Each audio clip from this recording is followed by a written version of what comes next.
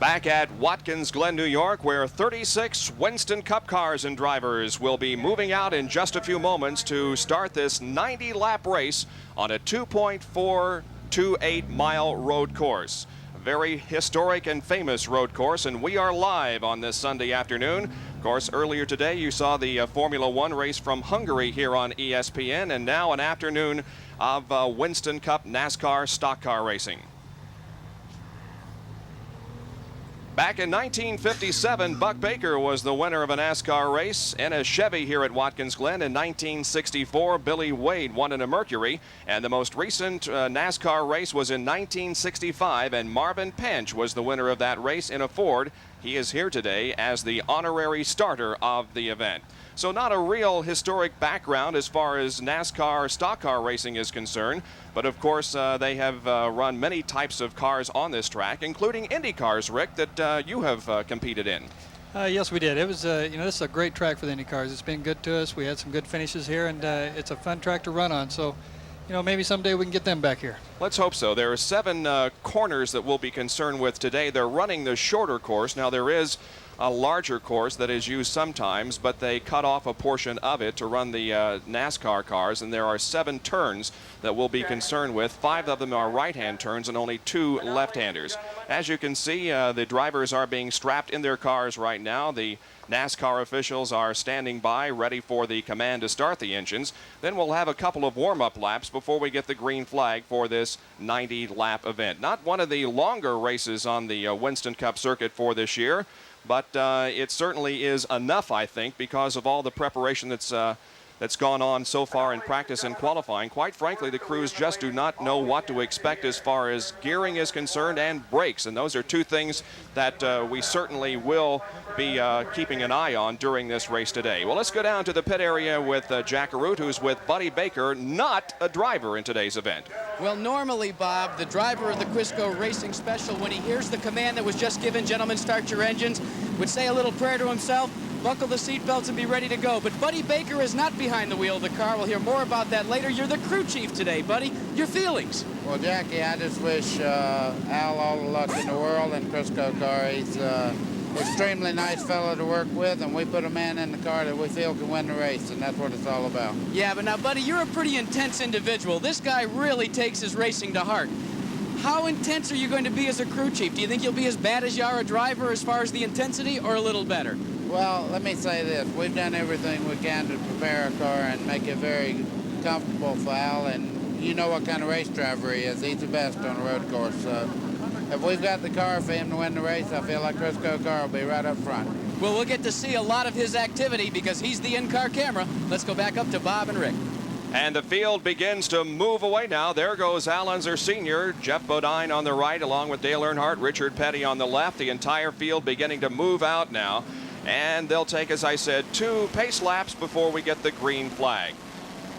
They leave the starting line area and go down a short straightaway into turn number 1. And Rick, you've driven this course, so perhaps you can fill us in on what this course is really like. Okay, this turn 1, it's going to be an exciting course at the beginning of the race. You get into that corner pretty hard, a lot of cars running close. You come in there into 3rd gear, some cars 4th, depending on the gearing. You'll downshift, clear down into 2nd gear through this corner. It tightens up pretty good in the middle.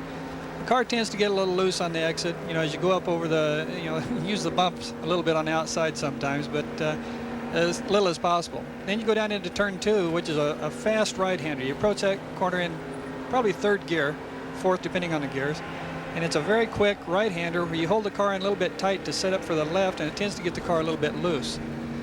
Then as you start going back up the hill out of turn 2, you start coming a little bit, getting into turn 3, which is a very fast left-hander. The road's a little narrow there. You got guardrails on both sides, and as you go over the bridge, it tends to make the car a little bit light. And that can get your heart started sometimes. This is the area of the track we refer to as the S's, this turn 2, 3, and 4, and right now they're between turns 3 and 4. You can see the pace car leading the field down. As you come out of turn 3 into turn 4, it's kind of a right-hand sweeper leading onto the back straightaway. It's a very long straightaway. It's very quick. I believe they're approaching close to 170 mile an hour, if I'm correct on that. Yeah, we will have trap speed information relayed to us. We do have someone out in that area of the racetrack with a radar gun, but as you indicated, Rick, they were running right at 170 miles, and I think 169 really was the fastest. That was turned in by Bill Elliott just before he crashed, and most other trap speeds have been in the 162 to 165 or 6 mile an hour category. Now they're on the backstretch here, and it's going to be interesting because especially on that first lap, everybody's going to be wanting to try to put as much distance between himself and the next guy, and I imagine they're going to be standing on the accelerator.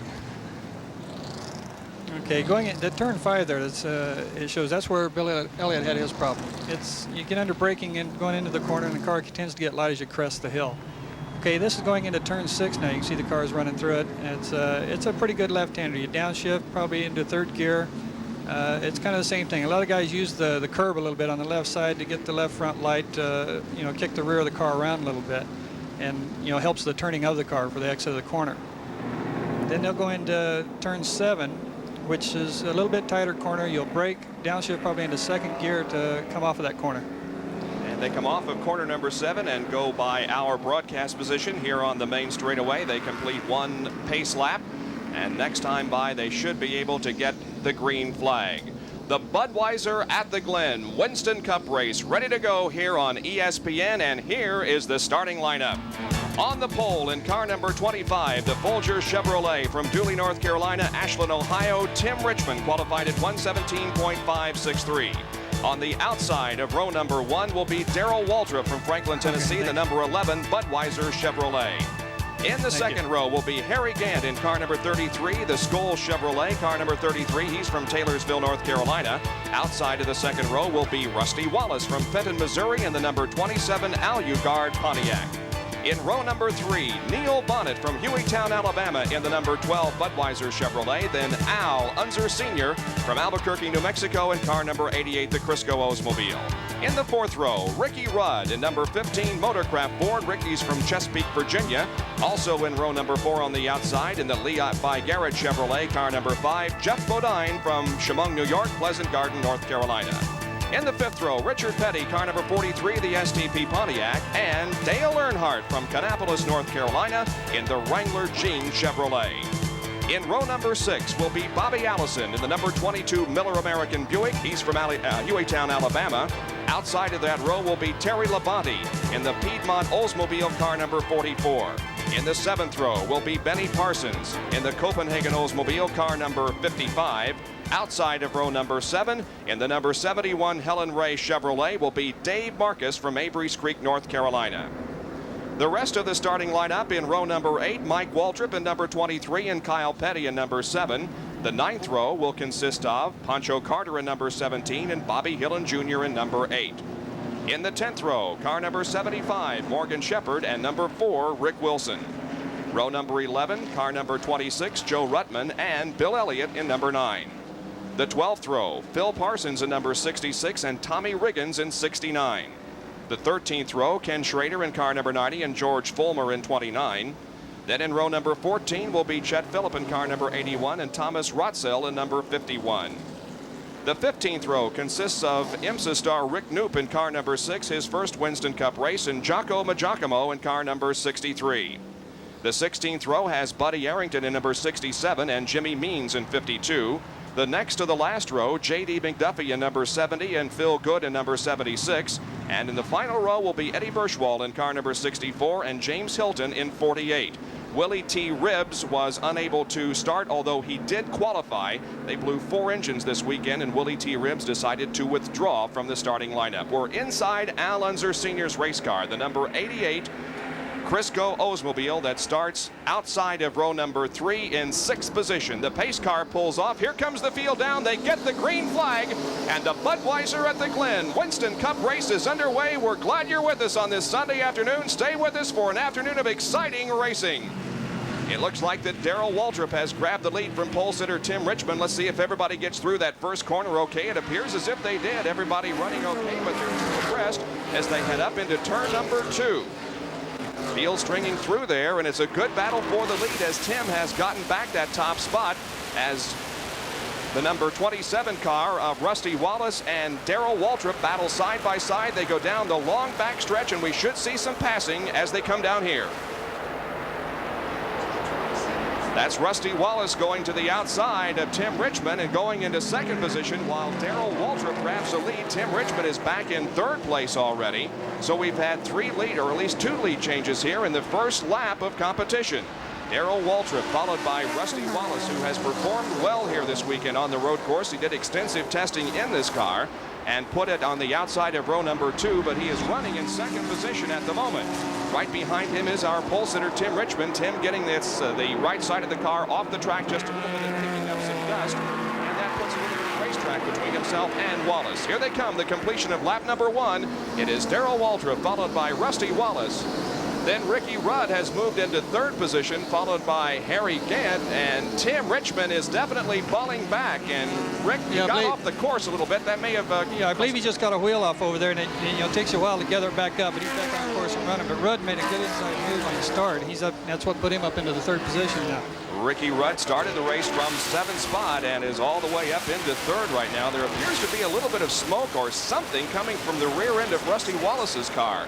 I've noticed that a couple of times. At the moment, I don't know what it is, but it isn't affecting the car at all. He's right behind our leader, and there is Al Unser Sr., who's right behind Tim Richmond. It's Richmond in 6th and Al Sr. in 7th position.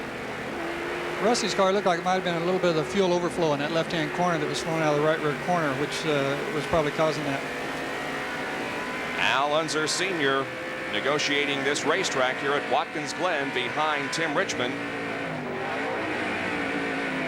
We understand that Tim Richmond's car has a miss. The engine is misfiring. Our spotters around the course have informed us of that, so we'll keep an eye on Tim Richmond's car.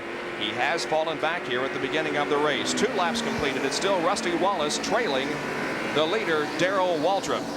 That's how close they are, and you can see the slight interval between second and third position as Wallace leads the third place Ricky Rudd. I do not notice any of that fluid or smoke or whatever it was coming from Wallace's car, so apparently everything is okay. Now there's a little tire smoke there, but again, apparently it's not affecting the handling or the running of that car at all. These two are taking off and leaving the rest of the field. They come down the backstretch. Speeds approaching 165 miles an hour here. The trap speed on that last lap was 160.7. Rusty's locking up the right front there, getting into the corner. That's a tough place getting in there. Still right behind our leader, Darrell Waltrip. We're on lap number 3 of this 90-lap race. Let's go down to the pit area. As our spotters have confirmed, Tim Richmond's car is developing a miss, but it's only within a certain RPM range. I talked to Harry Hyde. He said it's only up around 6,000. So when he comes up through the gearbox, hits the 6,000, it misses. When he gets up higher than that, it goes away. They're not quite sure what the problem is, but now we see there's another blown motor on the course, gentlemen. And we're not able to determine who it is at this point, but he has moved the car to the inside of the racetrack. And we'll try to determine, well, it's car number 63. That's the Jocko Giacomo machine. Jocko competing in Winston Cup events here in the eastern portion of the United States, competes regularly at Pocono and came here this afternoon in that number 63 machine, the Linro Corporation Buick. And we have a yellow flag on the course, and we assume it's because of that blown engine. The crews will be coming out to see whether or not there was any oil dropped on the surface, creating a hazard for the drivers. So the pace car comes out, and overall yellow has been called for by the NASCAR officials. And there is the number 67 Buddy Arrington machine also coming in for a pit stop. They're refueling the car, but it's certainly a little bit early for routine pit stops. But Buddy makes a quick stop and gets right back out there in competition. So a rather early yellow here with only 3 laps completed. The leader of this race is Darrell Waltrip. Running in second position is Rusty Wallace. Third is Ricky Rudd, and in 4th spot at the moment is Harry Gant. We'll be back with more live from Watkins Glen, New York.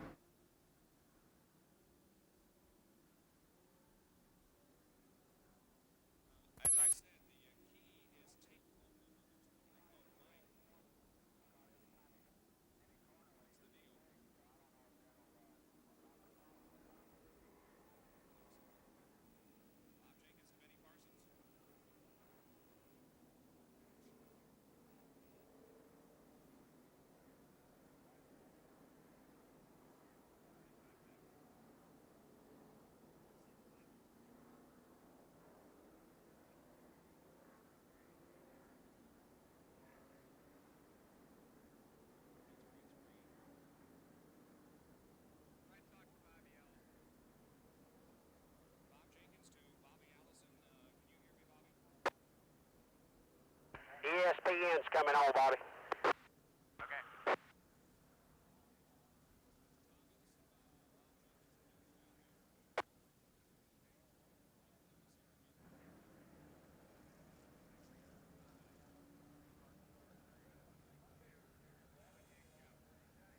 The race is under yellow here at Watkins Glen, New York, because of a blown engine on the Jocko Giacomo machine, car number 63. And a little bit of oil fluid out on the racetrack, so the crews have come out to clean it up. Try to establish some radio communication here with Bobby Allison. Bobby Allison, this is Bob Jenkins in the ESPN booth. Can you hear me? Bobby at the moment is running in 11th position, but we're apparently having some communication problems with him. Field in single file formation now up through the S's. The way they're running, we have Buddy Arrington back in the pits for the second time in the matter of just a few minutes here. The leader, Waltrip. Second is Wallace. Third is Rudd. Fourth is Harry Gant. Fifth is Neil Bonnet. Sixth position is the pole sitter, Tim Richmond, who dropped back at the start of the race because of an apparent misfire in the engine.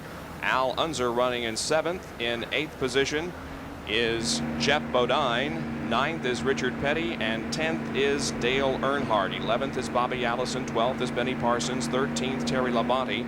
14th position is Joe Ruttman, and 15th at the moment is Kyle Petty.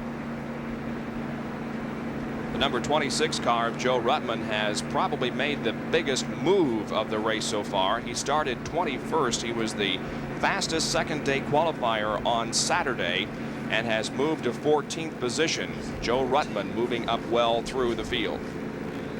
And we understand that rain is falling in back sections of the race course, and that's something that we really have not talked about. There were some black clouds in front of us, but we have had black clouds and threatening weather about all weekend, but it hasn't rained here on the track. But apparently it is now, and of course that is not good for high-speed racing conditions. Joe Ruttman running in 14th position as the field remains under yellow. There was only about a 40% chance of rain listed here this afternoon, but apparently there is a little bit of moisture falling on parts of the racetrack. Not quite the type of situation that Indy cars have, because when it rains you can live with a little bit of moisture in stock car racing, but not so in Indy cars, Rick. No, it's I tell you though, over the weekend since we've been here, it's the rain has been kind of, it come in and go away. It hasn't really been a lot of real hard downpours until maybe late in the day. You can see a little bit of moisture on the windshield there of Al Unser's car. Yeah, that's definitely enough to make the car a little slippery. Yeah, certainly is. So the field slowed because of a blown engine on Jocko Giacomo's machine and some rain falling in back sections of the course.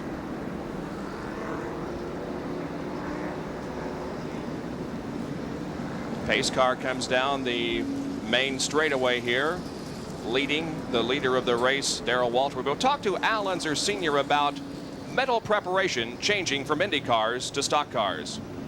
You just have to change your way of thinking.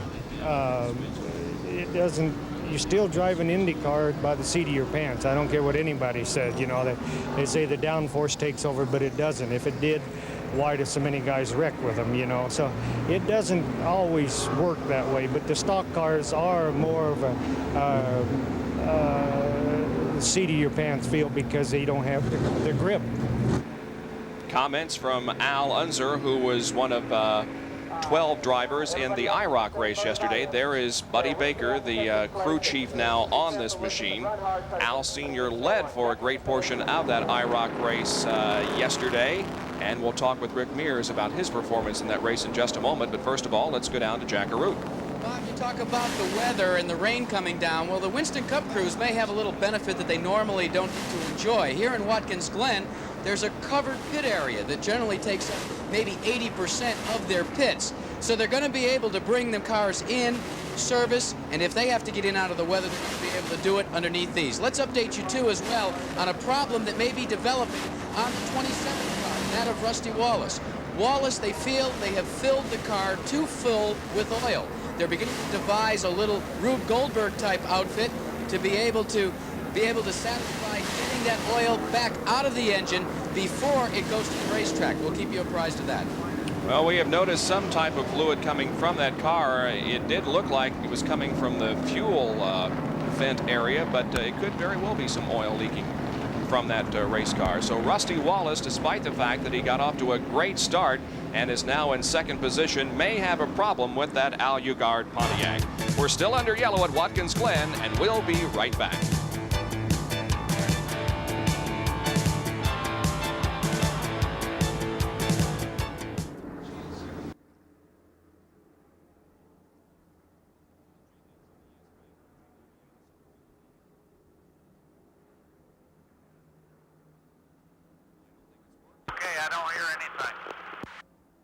Bob Jenkins was just trying to talk to you from ESPN.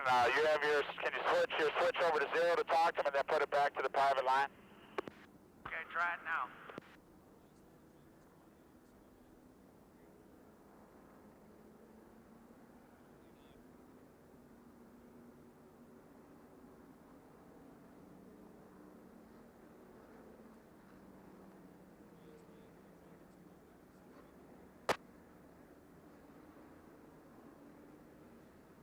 Okay, I don't hear anything. I hear their mic open, but I don't hear anything else. Yeah, he hasn't said anything yet. They're coming to you in a minute.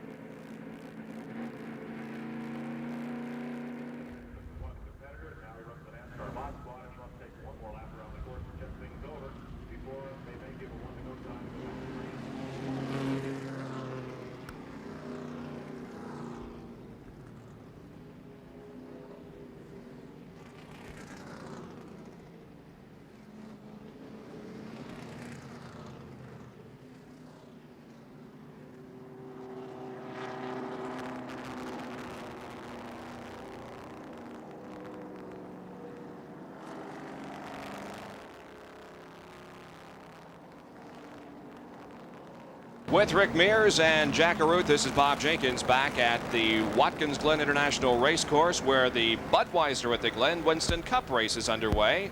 And we haven't seen much action, quite honestly, so far. We ran about 3 laps under green. Then the yellow came out because of some oil on the racetrack and because of rain falling in some portions of this track. The leader is Darrell Waltrip in car number 11. Second position is Rusty Wallace. Third is Ricky Rudd. In fourth is Harry Gant, and fifth place is Neil Bonnet.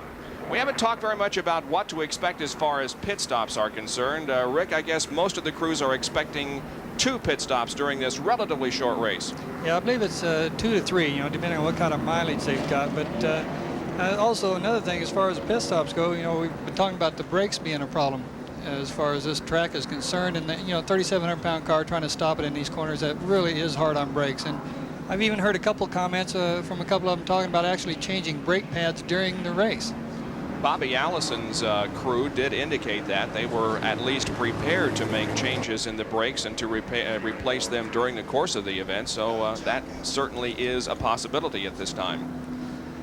On these pit stops, as far as the pit locations, I noticed Darrell Walter made a pretty good move on where he's pitted in the pit lane, being at the very end. I know with this pit lane, when you come in here, you come off of turn 7 and you can get a good run going into the pits. But then if you're pitted at the front, you have to stop, and then you take off and you get a good run, and the corner exiting the pit is very tight, so you have to stop again. So it's almost like he'll have to make 1 stop instead of 2. He can stop right at the very end and just start getting up to speed as he exits the pit lane. Watching Bobby Allison out on the racetrack behind Dale Earnhardt and Richard Petty. Bobby has had good success on road courses. He has 6 wins at Riverside International. The last one was in 1981, but he has had 20 top 10 finishes in 37 Riverside starts. The word is being given to the drivers now by Harold Kinder, the official starter for NASCAR, that they'll go back to green in 1 more lap. The lights on the pace car are out, and that indicates that they will go green next time around. Well, we had an opportunity to talk with Rusty Wallace about his expectations here at Watkins Glen. Do you think there might be a problem with the fact that at Riverside there's a lot of runoff area, you get into the sand? Here, you got guardrail to contend with. Well, that is definitely going to be a problem. You're going to have to stay on the racetrack. There's a lot of grass around this place, so when you hit that grass, you just take off like crazy. And it's not like the sand at Riverside. When you hit that, you can fairly get the car under control. Here, you don't have any control. Is what happened to Bill Elliott when he qualified. The rear end broke off from underneath him. When he hit that grass, it just took off. But you've got to pay attention to what's going on and stay on the track.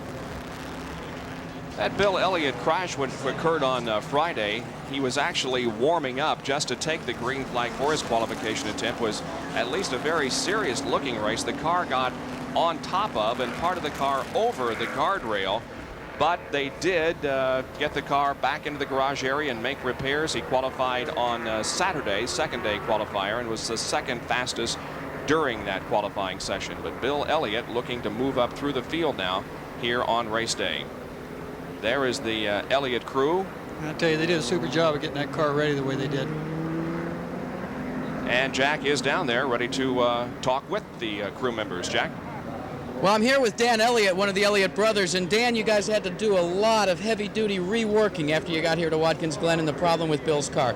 Now that the race has only run actually 3 laps under green, has he reported as to whether the car's working to his satisfaction or not? No, hadn't got a chance to get out of the traffic enough to tell how the car is, but according to what laps we ran yesterday, it's still not what it was the first day that we got here. How tough is it on a crew when you come out here, you think you've got your best stuff ready to roll off the truck, and then even before you qualify, you just roll it up in a ball and have to try and straighten it back out and get into the field?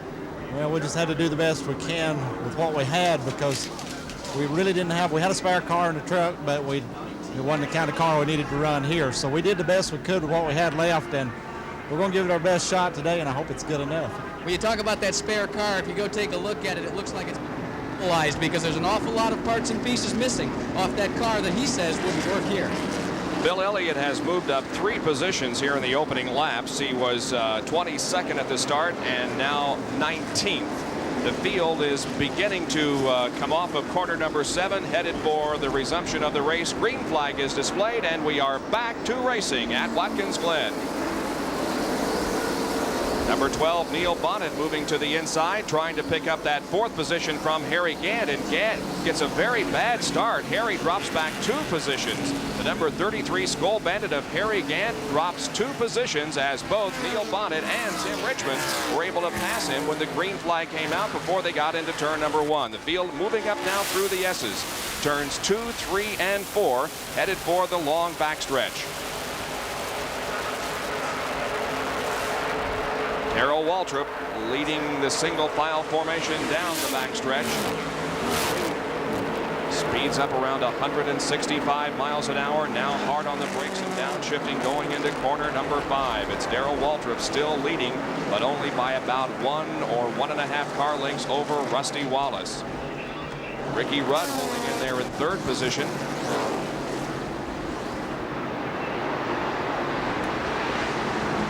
Waltrip Wallace right on his back bumper, and there is still some fluid coming out of that race car. No question about it. Not as heavy perhaps as it was earlier, but there is still evidence of something, some kind of type of fluid or smoke or something coming out of that race car. Across the start finish line once again. This completes lap number 9. 9 laps completed out of 90. That will make up this Budweiser at the Glen Winston Cup race. Now a little bit of separation between 2nd and 3rd once again, at least in the early stages of this race. Waltrip and Wallace are showing their superiority. Ricky Rudd running in 3rd spot, but there is Neil's staying right tight on him. Neil Bonnet staying right up there with Ricky Rudd. Bonnet running in 4th position, having made the pass of Harry Gant, and now again tire smoke, Rick, as he heads into turn 5. Yeah, that's that's why I thought earlier the tire smoke, but that could be some of the oil from the blow-by. Also at the end of the back straightaway after the RPMs and shut the engine down like that. Rusty Wallace, of course, was the winner of his first Winston Cup race here on ESPN earlier this year at Bristol, Tennessee. And that's where we will be 2 weeks from this weekend on a Saturday night as we once again return to that high-banked half-mile facility for night race here on ESPN. Rudd running in third. Let's go down to Jack Arute. Bob, we were talking about the problems that have befallen the 27 car with Rusty Wallace aboard. Remember me telling you that they were going to build themselves something to satisfy the blow-by of the oil? Well, take a look at it. Something that you could take from your local Kmart if you wanted. Just some tie wraps and then also a 1-gallon can. This is what they're going to insert in the car if it doesn't stop smoking shortly. Well, that's an interesting looking little contraption there, but if it works, why, it works. Whatever it takes. Now Wallace appears to be ready to make a move. Yeah, he's going to the outside of Darrell Waltrip, racing him down the backstretch. It's a drag race. Last time trap speed 158, but Waltrip is going to hang on to the lead, but Rusty certainly made a nice challenge there coming off the fourth corner. Yeah, this corner's tough for the outside. If somebody stays down, he's ahead of you, midway in the straightaway going into that corner. It's very tough to get by him on the outside. I would imagine that there are relatively few places to pass. There are some straightaways. Now they're in one here between 6 and 7, but I would guess there aren't too many places that you can actually pass. Now we see that Tim Richmond. Tim Richmond's getting up there. Yes, he's past Neil. Past Neil Bonnet and gone into 4th position. So there is 3rd, 4th, and 5th. Ricky Rudd followed by Tim Richmond and then Neil Bonnet. Now Wallace drops down to the inside here on the main straightaway. Only taking a look, though, not really in a position to challenge as Tim Richmond continues to move back up toward the front of the field. Misfire is not bothering him too much, I don't think. Richmond was the pole sitter, qualifying at 117.563, just about a mile an hour faster than the second fastest qualifier, Darrell Waltrip. Here is Dave Marcus, who has come in for an early pit stop. They're checking over the side of that car, and looks like they made no tire change. They did fuel the car up, and Dave back out there. I saw him playing with the net, and I don't know if maybe the net was down or something. They had to come in and put that back up. Could have been the netting on the driver's side of the car. Could have been askew or something. Anyway, he wasn't in very long, and he's back out there. Rusty Wallace continues to challenge Darrell Waltrip for that lead. Tim Richmond lying back there in 3rd position, followed by Ricky Rudd and Neil Bonnet. Following in 6th position is Jeff Bodine in that yellow and white Levi Garrett car. Jeff had a problem in qualifying on Friday. He went out to qualify just after a tremendous amount of oil was put down on the racetrack, and Harry Gant has come in for a pit stop. And this could be a terminal situation for Harry Gant. Yeah, they've got the hood up. He has had just terrible luck in Winston Cup racing in the past few races. He had quite serious crashes both at Pocono and at Talladega. And in the last 3 races, his finishes have been 31st, 30th, and 22nd. His best finish most recently was a 2nd at the Michigan 400 several weeks ago. They're putting the hood down on the Gant car, and they motion for Harry to go back out there on the racetrack, but there is obviously something wrong with that number 33 Skoal Bandit. I know it's a little smoke as he went out of the pits. He might have a little bit more of a header or something there. We'll watch that situation. He did not lose a lap, but certainly did lose several positions. And Neil Bonnet has passed Ricky Rudd. Jeff coming up there, and Jeff won a GTO race here with Jack Baldwin last month, so he's familiar with the course. He's had a little practice on it. Several of these Winston Cup drivers have decided to compete in either GTO or some.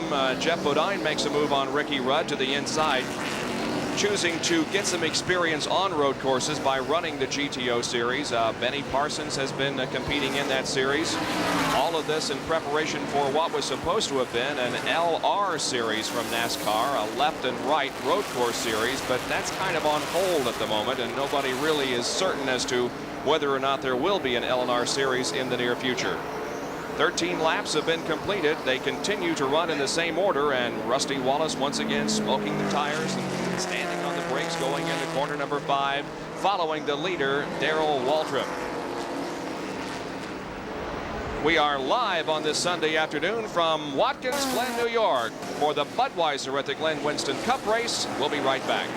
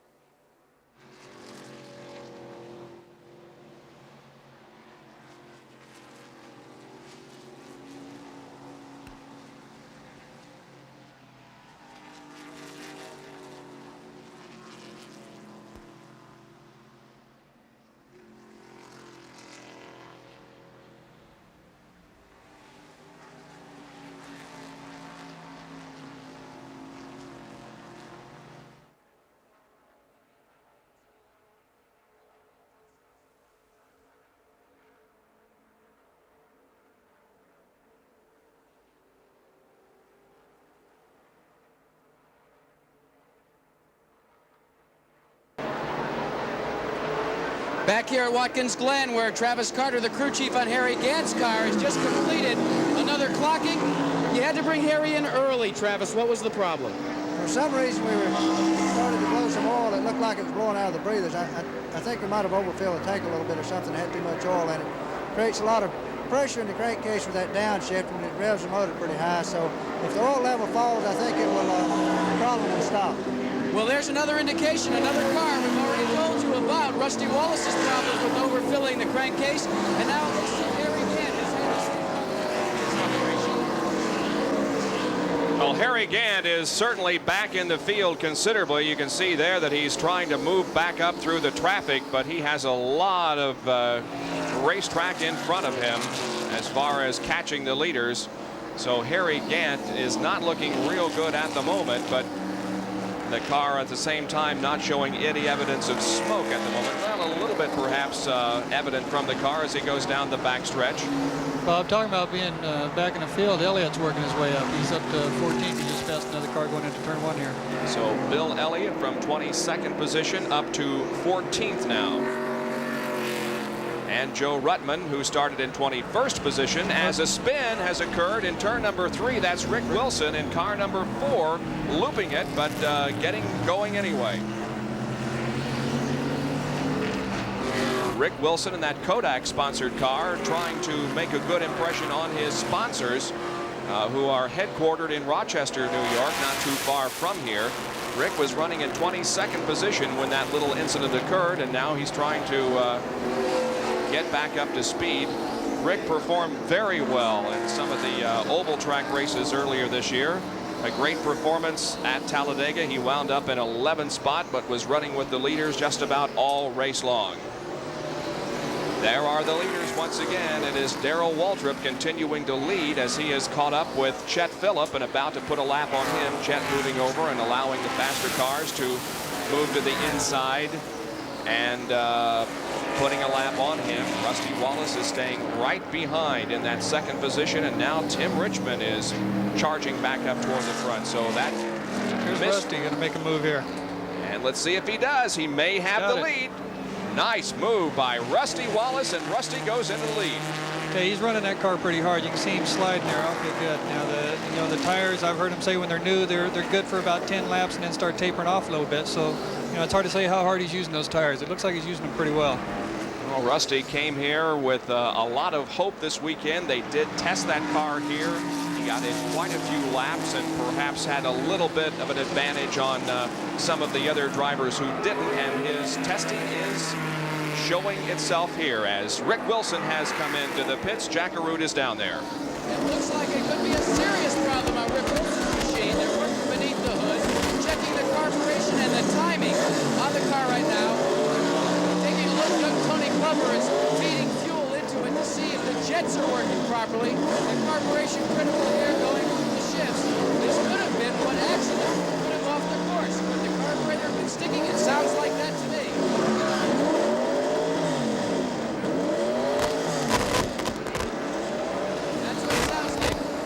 Some of the linkage is actually being hung up, so they'll have to work on Rick Wilson's Kodak-powered machine and put him back out on the track. Gentlemen. All right, thanks, Jack. Indications are that the leader, Rusty Wallace, may be black flagged because of that oil or whatever smoke that's coming from the car. We'll watch this time around to see if Harold Kinder does give him the black flag, but that is the indication. Tim Richmond, meanwhile, has moved to second position as Darrell Waltrip has now dropped back to third.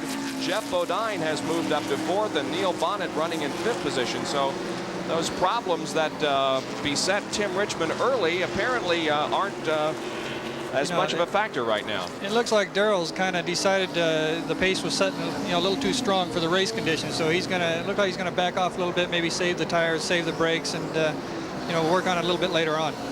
Well, Rusty did not get the black flag that time around, but you can very easily see the smoke coming from the rear end of that race car. Darrell Waltrip, one of the smartest, most intelligent drivers on the Winston Cup circuit as far as pacing himself. He gets out to an early lead. He establishes what the car can do, then very often will lay back for a few laps to watch what everybody else can do, and then at the end of the race make a charge for the front. They come down here once again, and Rusty Wallace has about a 7 or 8 car length advantage on second place Tim Richmond. We understand that Rusty Wallace will be making a pit stop this time around, or at least in the very near future. We'll keep an eye on that. And indications are also that if he does not come in for a pit stop under his own accord, he will be given the black flag. Harold Kinder, who is located right beneath us in our broadcast location, has the black flag in hand. And Rusty is dropping to the inside of the racetrack and is coming in for the pit stop. Here's Jack. Johnson and the crew have brought Rusty Wallace in. The NASCAR officials have required that they put the little Rube Goldberg device in hopes of cutting down on the fuel, actually the oil that's being blown out past the breathers. Dodson and Harold Elliott have going to work beneath the hood. You can see the smoke coming up from beneath it. It looks kind of like they're spraying for mosquitoes. This is going to be a somewhat costly stop for your leader, Rusty Wallace. Wallace, in the meantime, is standing resolute inside the car, doesn't look at all concerned about the problem. He's just standing there, and now he gives us the signal that he is indeed quite upset about it. This is taking longer than one would have expected. The reason is that the area that they have to get to is wedged behind 2 of what they call Oberg oil filters. They're flat filters, and they're trying to work barehanded on that hot engine right between those filters and the air cleaner. The work continues. It's a costly stop. Now they're lowering the hood. It looks like he may indeed lose a lap if they don't work quicker. And he's dropping away, but a long stop. He is just going to almost lose a lap, but I don't think he is going to. Here comes the leader, Tim Richmond, across the start-finish line. Rusty is on the track and up to speed already.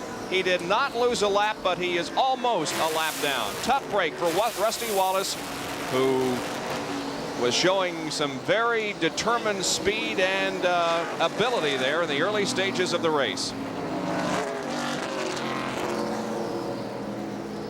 Wallace, of course, from Fenton, Missouri, the 1983 ASA champion, and the winner at Bristol earlier this year. You'll recall he also drove relief for Ricky Rudd at Talladega a couple of weekends ago and did a tremendous job. Ricky was not feeling well and was suffering a bout with the flu, and Rusty Wallace stepped in for him, took over that driver's seat, and did a tremendous job in taking that car to a respectable finish. Now Tim Richmond has the lead with Jeff Bodine running in second position. Could a problem as like Tim experienced early in the race corrected itself, Rick? Well, yeah, it could. You never know. It could be just something in the jet, in the carburetor, or something like that that could clear itself out. It's they don't heal themselves very often, but it could happen.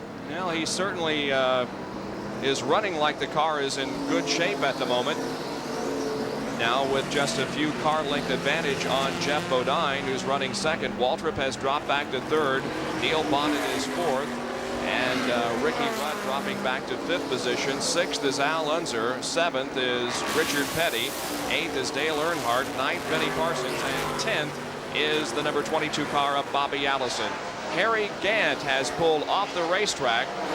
I don't believe this involves any kind of a spin. I think that Harry has just simply pulled off the course and realizes that his race is over. So Harry Gant is among the early threats to win this race, who is out of competition. Harry started in third, but his day is over. We'll be back with more in just a moment from Watkins Glen.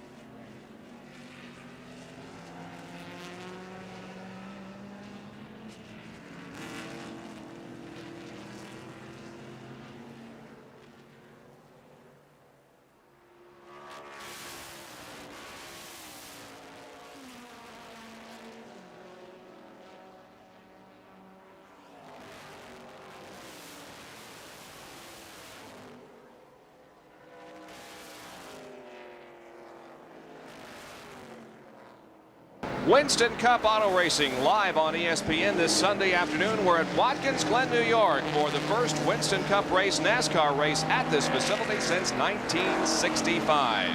The leader is Tim Richmond. We have had 3 leaders in this race. Darrell Waltrip led for a while, then Rusty Wallace, and now the pole sitter, Tim Richmond. He had a problem earlier. Does he still have a problem? Well, perhaps Jack Arute can answer that question rather. Well, Bob, just a couple of moments ago, there was a lot of activity in Harry Hyde's pit here for Tim Richmond. Harry, we thought you were going to bring him in. You thought there was a problem. Well, we have got a problem with the fuel pressure gauge. It's reading 0 in one place on the racetrack, and Tim was afraid he was going to run out of fuel. But we should be able to stay out there about 10 more laps.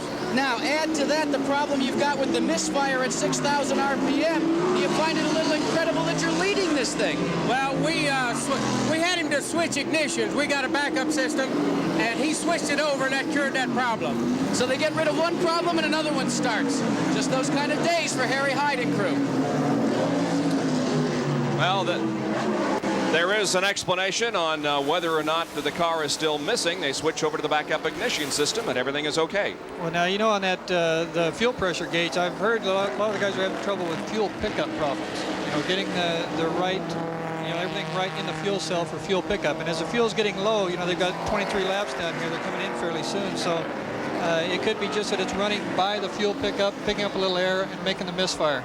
It's another inherent problem of running on the road courses as opposed to the ovals where you only turn left. You're concerned with right and left here, and there sometimes can be a fuel pickup problem. The leaders are approaching the number 6 machine of Rick Knoop, who is a former IMSA racer who competed last year with the BF Goodrich team, teaming with Jim Busby.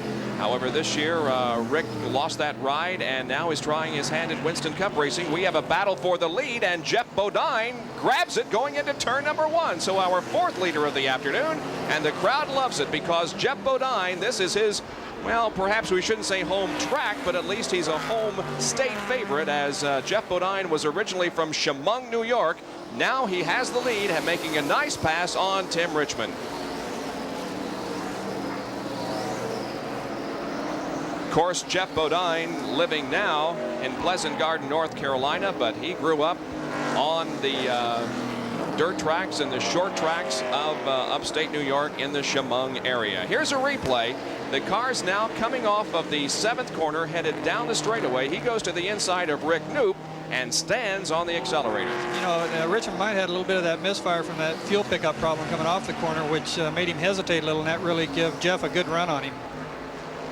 And going into the corner on the inside, Bodine has the lead. Now we go back to the live action, and Bodine now has about a 1.5 car length advantage on Tim Richmond. So we've seen some pretty decent racing here in the first few laps. We've had 4 different leaders. There was some concern that these cars would get strung out on this road course and wouldn't present as good a show as you normally see in Winston Cup racing, but I'm quite impressed with several of them running right together on the racetrack and passing for the lead. Bodine getting that car a little bit sideways, it looked like, there in the S's. Yeah, he's running pretty hard. He's running hard, but Bodine always does run hard. Running about 152 miles an hour, we understand, at the end of this backstretch. The trap speeds that are being fed to us, about 151 miles an hour. So they're considerably slower than they were during the early stages of the race and during qualifying, mainly because of the traffic out on the racetrack. There is Joe Ruttman, who apparently is having some problems, as Ruttman has slowed dramatically on the racetrack. He was running in 13th position after having started this race in 21st, but Joe Ruttman in that Quaker State machine owned by Kenny Bernstein is in trouble. I believe he's going to make it around to the pit area. He is at the entrance to the pit area right now, so he's going to make it, but it looks terminal for Joe Ruttman. A lot of speculation from the Kenny Bernstein team as to who will be driving this car next year. Joe Ruttman apparently won't. The rumors have Morgan Shepherd in that car next year, and Kenny says he'll have a formal announcement sometime probably later this week. Now there is Bill Elliott in car number 9, who's moved up to 11th spot after having started in 22nd. So Bill And Al Unser Sr. has spun, and he takes with him Dale Earnhardt. The in-car camera providing some shots from us as Al gets the car straightened around again, and the yellow flag comes out. Liner in them, so it holds the car up off the ground so you don't drag the suspension and that kind of thing, enough to help you get back into the pits, but it's still tough no matter what kind of ladder. So the second problem with the Rusty Wallace machine, he came in earlier and they tried to correct that apparently overfilled oil tank, and now he has a tire problem. We go inside Al Unser's car and can show you the problem that he experienced. Any indication as to what might have gone wrong? Right? What it looked like, the way the camera, from the angle when he went into the corner, it looked like the rear tires broke loose under braking and started around, and he caught it, the first time, and it kind of gets you into a tank slapper, and then the second time it just went on around with him. So Al Unser Sr. has come in for a stop and is back out there, but let's talk with Buddy Baker, the crew chief, and find out if there is something else wrong with the car. Bob, Buddy Baker has a request. He'd like to get a TV monitor down here because while we were chatting before we came on the air, I said, Buddy, any problems after Al spun? And you said, who, where, what? I didn't know he spun, really. He did a pretty good job if he did spin out because he, didn't really lose that many positions. So he says the car is real tight right now. We're making some adjustments on the stagger on the tires, but he's doing one whale of a job. I didn't know he'd spun. Well, let's also show you one of the problems on the road courses. You see the scuffing and the rubbing on the inside of this tire? Well, this is not taking place during racing activity. It's actually taking place when these guys come down in for a pit stop. What happens is, because of the brake scooping, when they turn the tires just a tad so that they can get them on and off, it actually rubs that brake scooping up against the inside tire. Now, if you're too far down pit road and you turn it too quickly, you could cut one down. We'll have to stay appraised of that. So there is some work that is going on the racetrack. They're looking at sections of the track and some guardrail. We're under yellow at Watkins Glen once again, and we'll be back in just a moment.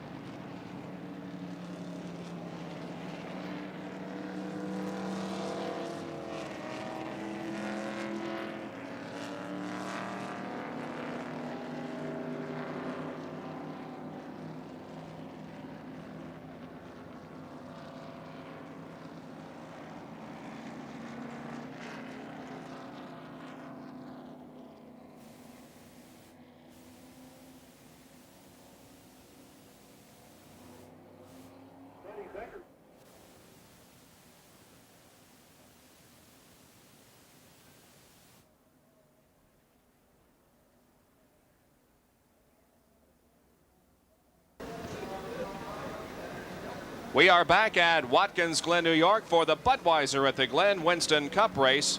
And this is the largest crowd, we understand, to ever see a motorsports event at Watkins Glen. Even when they were running the Formula One Grand Prix here, they have never seen such a crowd. They had to shut off the infield from traffic very early this morning. There has to be well over 100,000 people in attendance here. Not only are the grandstands full, but they are 2 and 3 deep all along the fence that encircles this entire racetrack. Rusty Wallace is back in the pit area. They're trying to make sure that the car isn't rubbing against any wheel. Now Joe Ruttman, who was also in the pit area, has gone behind the wall and apparently is out of competition. We are a third of the way through this event, and at the moment there are 4 cars that have dropped from competition, namely Jocko Majacomo in the very early going with apparent blown engine. The number 76 car of Phil Good is out of the race. Harry Gant pulled off the racetrack, and as I indicated, the most recent to drop out is Joe Ruttman in car number 26. Well, Neil Bonnet in number 12 is still out on the racetrack and in 4th position. And this is the first time that Neil has competed in racing since an accident a few weeks ago at Pocono, in which he suffered some cracked ribs and other injuries, and he's doing quite well. We had a conversation with Neil earlier in the weekend concerning his physical condition and whether or not he thought he could go the entire race. Last Thursday or Friday, I was questionable of whether or not I could come up here, and I done a lot of work and, you know, got in shape, I believe, to where I can make the thing. About Saturday, Sunday, I started coming around, and in the first this week, I really started feeling a lot better. The word from Neil Bonnet. Now, Bobby Rahal was sort of asked by Junior Johnson and others to stand by for some relief driving. However, Rahal went home after the IROC race. They do have a driver, however, standing by just in case Neil needs relief. Let's get more on that from Jack. Bob, actually what happened is they asked Bobby Rahal at Talladega if he'd consider coming up here, and he said, well, I'll be here for IROC, but I'm just not sure if I'd want to actually try my hand. Rahal has driven before. But the gentleman next to me lives close by in nearby Rochester, New York. Doug Hevron, who's a modified, super modified standout, who also showed his hand in Winston Cup competition and did quite well until you literally ran out of cash funds. Doug, what did it feel like for Junior Johnson to call you this week and say, hey, come on up just in case Neil Bonnet isn't ready to do the trick here? It was a great feeling. I felt really honored.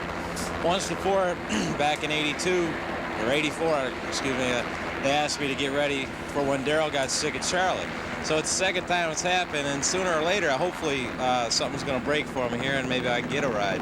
Is it frustrating for a driver like yourself to know that people like Junior Johnson think enough of your talent to ask you to stand by, and yet you can't secure a full-time ride in competition?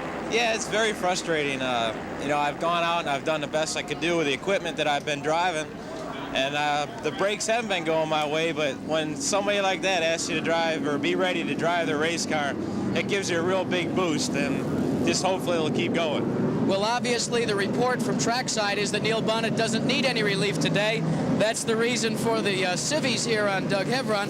Also, guys, let me fill you in a little bit about the reconditioning that took place for Neil Bonnet. Do you know where all that work took place? In the now defunct United States Football League training facilities for the Birmingham Stallions. That group put Neil Bonnet back together well enough to run here today. Kind of ironic, isn't it? Yeah, and Neil was bound and determined that he was going to complete this race, not letting the physical injuries that he suffered a few weeks ago bother.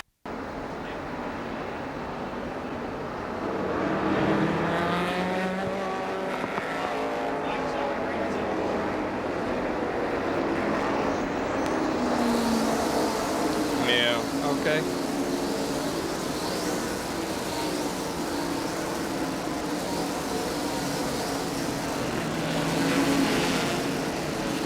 The green flag has just come out over the racetrack once again, and Tim Richmond has jumped in the lead as he kind of got the jump on Darrell there at the drop of the green, Rick, and passed him going into turn number 1. Yeah, he did. He did a good job, and you know, you're going to have to kind of sit here and see how these things unfold and how hard these guys are driving. So, you know, they're running hard. There it is. Yeah, he got a good run at him coming off the corner. Now, what do you do in your mind when you know that you're going green? Do you try to anticipate and build yourself up mentally for the drop of the green? Yes, you do. Anticipation is really the main thing. You know, you try to lay back just a little bit and hopefully you get on the throttle before the guy in front of you does, and everything works out right. You approach the car in front of you as the thing goes green so you can just keep the momentum up and go right on by him. And Jeff Bodine has also moved around Darrell Waltrip into second position. Waltrip goes from first to third here in the half lap that we have run under green since coming off that yellow flag condition caused by the Al Unser spin that also involved Dale Earnhardt, but both of those cars back in action. We also mentioned that Joe Ruttman's car had been pushed behind the wall. However, He is back out there in competition, so Joe Ruttman is still in this race. Tim Richmond leading Jeff Bodine and Darrell Waltrip through the S's.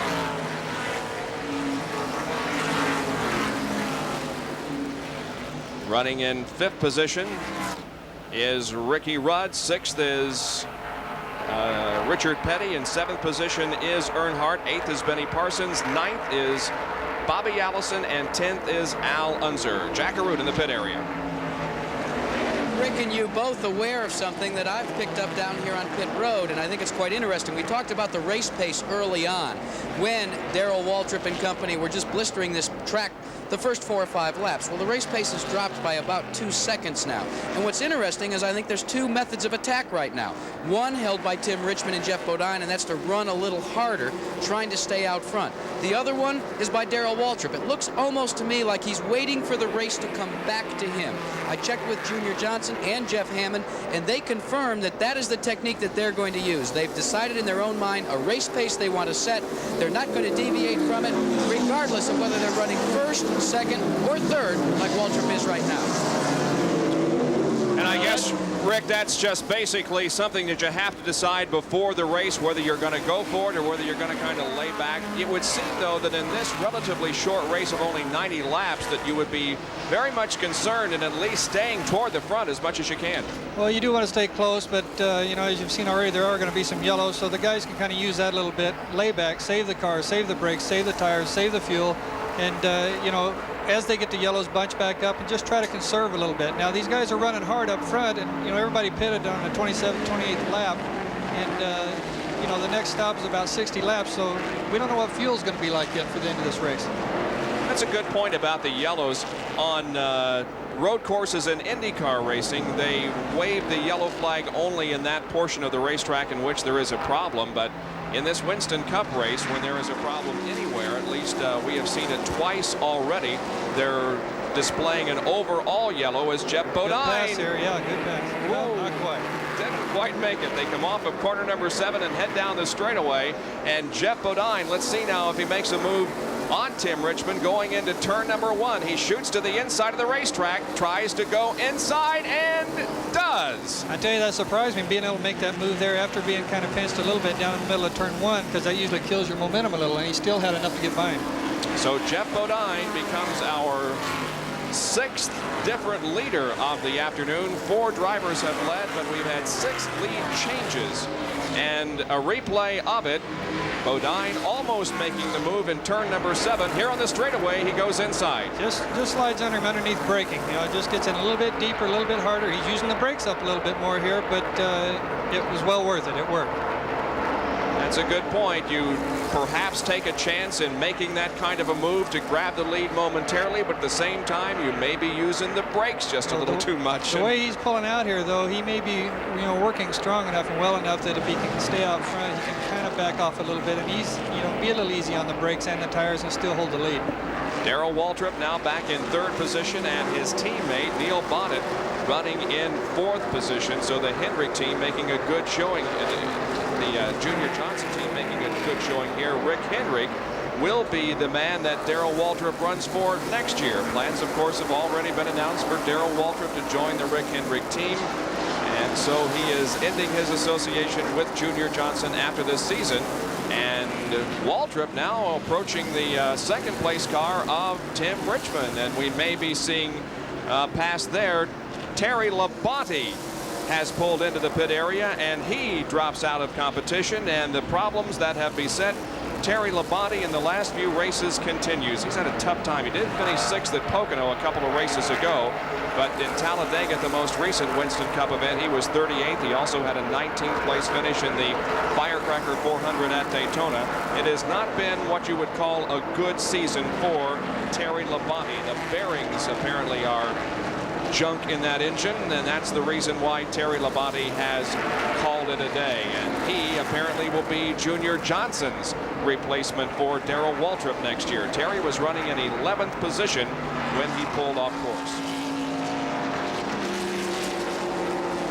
Joe Rutman's problems continue as we watch the action on the racetrack. Rutman has come in for another stop and goes behind the wall for a second time. You know, if you watch Waldrop here running along behind Tim Richmond, his car seems to be hooked up a little bit better. He doesn't seem to be having to lean on it quite as hard as Tim does to run that same kind of pace. So I think Darrell's in pretty good shape. He's running along here, not using the tires up that much, and still able to run right with everybody.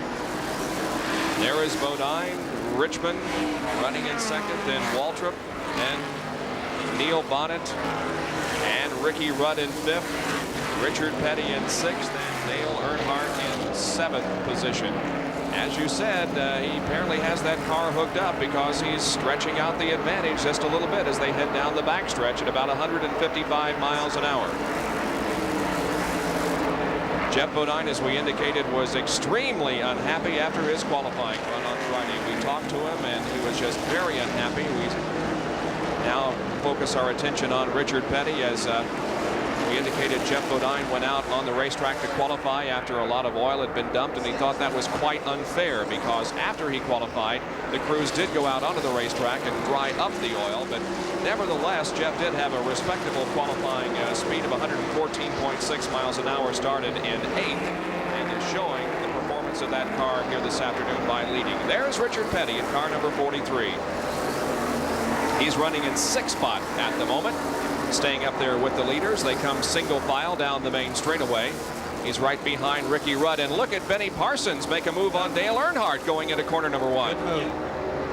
And Rick, that apparently is where we've seen most of the passing here. That's the way you're going to see most of the passing done on a road course. That's really another one of the main differences between road courses and ovals, is that all your passing is usually done going into or off from a corner rather than racing side by side through it, which is the way you do most of them on the ovals. You'll see a lot of that here today. So Benny Parsons moves to 7th. Dale Earnhardt is back to 8th. Al Unser is in 9th, and in 10th position is Bill Elliott. There's a good look at Benny Parsons. 7th place at the moment. Bill Elliott up to 10th after the 22nd starting position, so Bill continues to run well. Here comes the field off of that corner once again, off of corner number 4. There is Bill Elliott in the number 9 machine, virtually destroyed in an accident here on Friday, but they went to work and got the car put back together, and it isn't looking too bad, really. It had a lot of paint and crinkles in it earlier this week. I noticed earlier too, I think he's kind of biding his time and working his way up too. He knows there's going to be yellows and be able to bunch up, and he looks like he's kind of running a pace and saving the car as he was working his way up through the traffic earlier. 38 laps have been completed. Bill Elliott, by the way, was the 2nd place finisher in the IROC race yesterday here at Watkins Glen. Also the 2nd place finisher in the point standings. And Rick, you were in that race and didn't have one of your better days. No, it wasn't one of our better days. We had a little bit of a misfire right through the S's where you see the cars now. But I just, after we start dropping back a little bit, I thought this would be kind of crazy to put this car in the fence running last. So we just thought we better bring it home. Winner of that IROC race yesterday, of course, was Al Unser Jr., who also wound up as the IROC champion for 1986. There is the leader, Jeff Bodine from Chemung, New York. And we have Chet Phillip, who has gotten off the racetrack, just got the wheels off. I don't think he even made a complete spin. Maybe he did, but no serious problem. That occurred in corner number 2. And Chet Phillip is back on course and building up speed once again. We'll be back with more of our live coverage at the Budweiser at the Glen.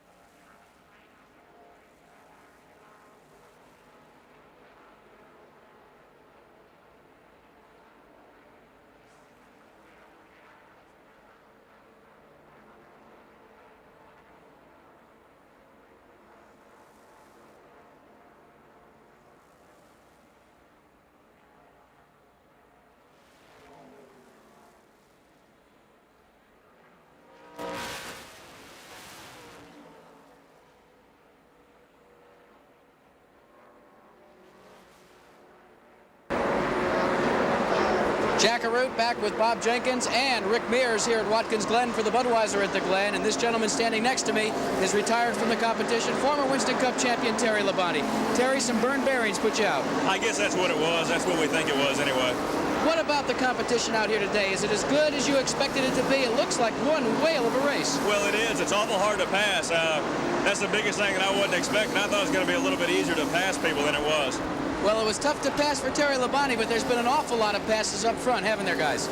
There really have. As we indicated, we've had 6 different leaders in this race, and there is Rusty Wallace, who led early, had a couple of problems, but he is running pretty well at the moment and trying to thread his way back through the traffic and move his way up to the front once again.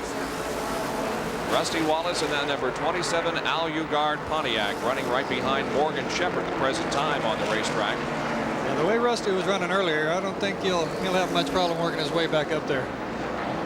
Unfortunately, he did lose a lap on right, that. That's right, he did. Yeah. He moves to the inside and passes Morgan Shepherd. Shepherd involved in a race for position here. Ahead of him is Kyle Petty and also Bobby Allison. They're running for 11th, 12th, and 13th position. And there we have the battle involving 8th, 9th, and 10th. It is Dale Earnhardt, Al Unser Sr., and Bill Elliott. Elliott continuing to run in 10th position. There's the in-car camera right at the start-finish line, and maybe if we stay with us long enough, we can go around the track in this lap, Rick. Okay. Here it is. This where Al had a little trouble before, and you can see he was doing a little sliding there too. That looks like the track's getting a little bit slippery now, and it will as the day goes on get a little bit more so. This is a very quick corner here. It's a tough one. It's a lot tougher than it looks. Back of this left, the car gets light. And back into the right-hander, and this is a little bit sharper than it looks right here when you're actually in the car. You know, we compare this track, or at least talk about the fact that these Winston Cup drivers compete at Riverside on a road course. Good now, move there. Al making a move on him, and passing as they go down the backstretch. That's where the passes are going to be done the majority of the time. You know, at the end of the backstretch, at the end of the stretch coming back up to us, and right here at the start-finish line going into one. Unlike Riverside, this course has some elevation changes. There's actually some up and down hills, and I imagine some blind spots on this racetrack. Yes, that does cause some blind spots. And, you know, with the corner workers working here with the flags and everything, they do a good job of, you know, letting you know if there is a problem. But it's something you just really have to stay on your toes and look for any telltale signs of smoke or anything else over the horizon, I guess. The lead continues to be held by Jeff Bodine. It's about a 4-second lead now for Jeff as we continue to stay in car with Al Unser Sr. Benny Parsons has come in for a pit stop. They're changing the rubber on the left side of the car and refueling it. Perhaps not a routine pit stop for Benny because they pitted on about laps 27 and 28 and could go much further than we have gone without a routine pit stop. So Benny Parsons has the work completed. He goes back out there. We'll see if the problems that he is maybe experiencing in that car continue. There's Bodine with the 4-second lead. He's really stretching it out here, but I have a feeling now he's out far enough he can kind of, you know, settle down and just kind of get into a rhythm and let everything work for him. Tim Richmond in second position in the number 25 Folgers machine. Darrell Waltrip running in third, and Neil Bonnet in fourth spot. And in fifth would be the number 15 car driven by Ricky Rudd. Earlier today here on ESPN, the Hungarian Grand Prix, as the Formula One circus went behind the Iron Curtain for the first time in modern Formula One history. And in case you missed it, Nelson Piquet was the winner of that race, with Ayrton Senna finishing in second, Nigel Mansell third, and Stefan Johansson fourth. Mansell continues to maintain the points lead over Ayrton Senna. And not even a week break now, and they go right back to racing a week from today in Austria. Another race that we'll have for you here on ESPN next Sunday morning. Next Sunday promises to be one of the most interesting auto racing days in perhaps the history of ESPN. Sunday morning we'll have the Formula One race for you from Austria. Then we will have the Winston Cup race from Michigan International Speedway, the 2-mile tri-oval in which the competition is always just outstanding. And then on a tape delay basis next Sunday evening, we will have the Pocono 500 for Indy cars. And we'll talk with Rick Mears a little bit about that race in just a few moments. He's done some testing there. Right now, we'll take this break and be right back to Watkins Glen.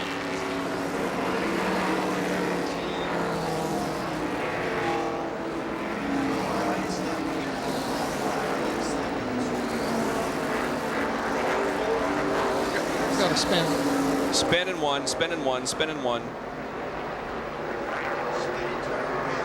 Spinner. It's Schrader.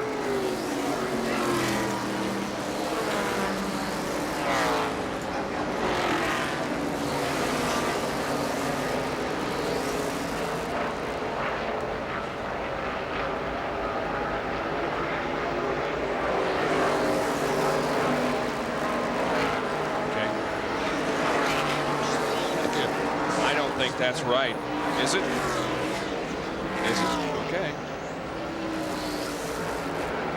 You agree with that? I don't either. Yeah. Okay. All right. All right.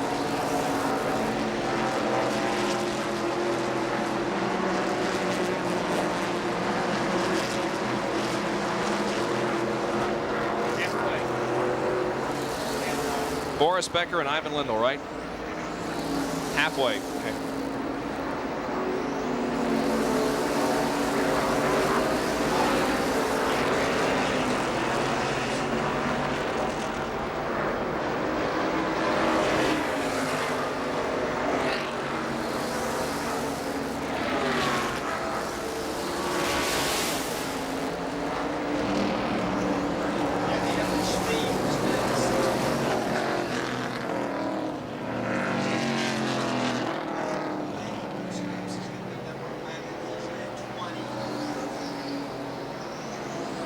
Right after our NASCAR race this afternoon, join us for the finals of the Volvo International. It'll be a rematch of the Wimbledon final as Lindell versus Becker.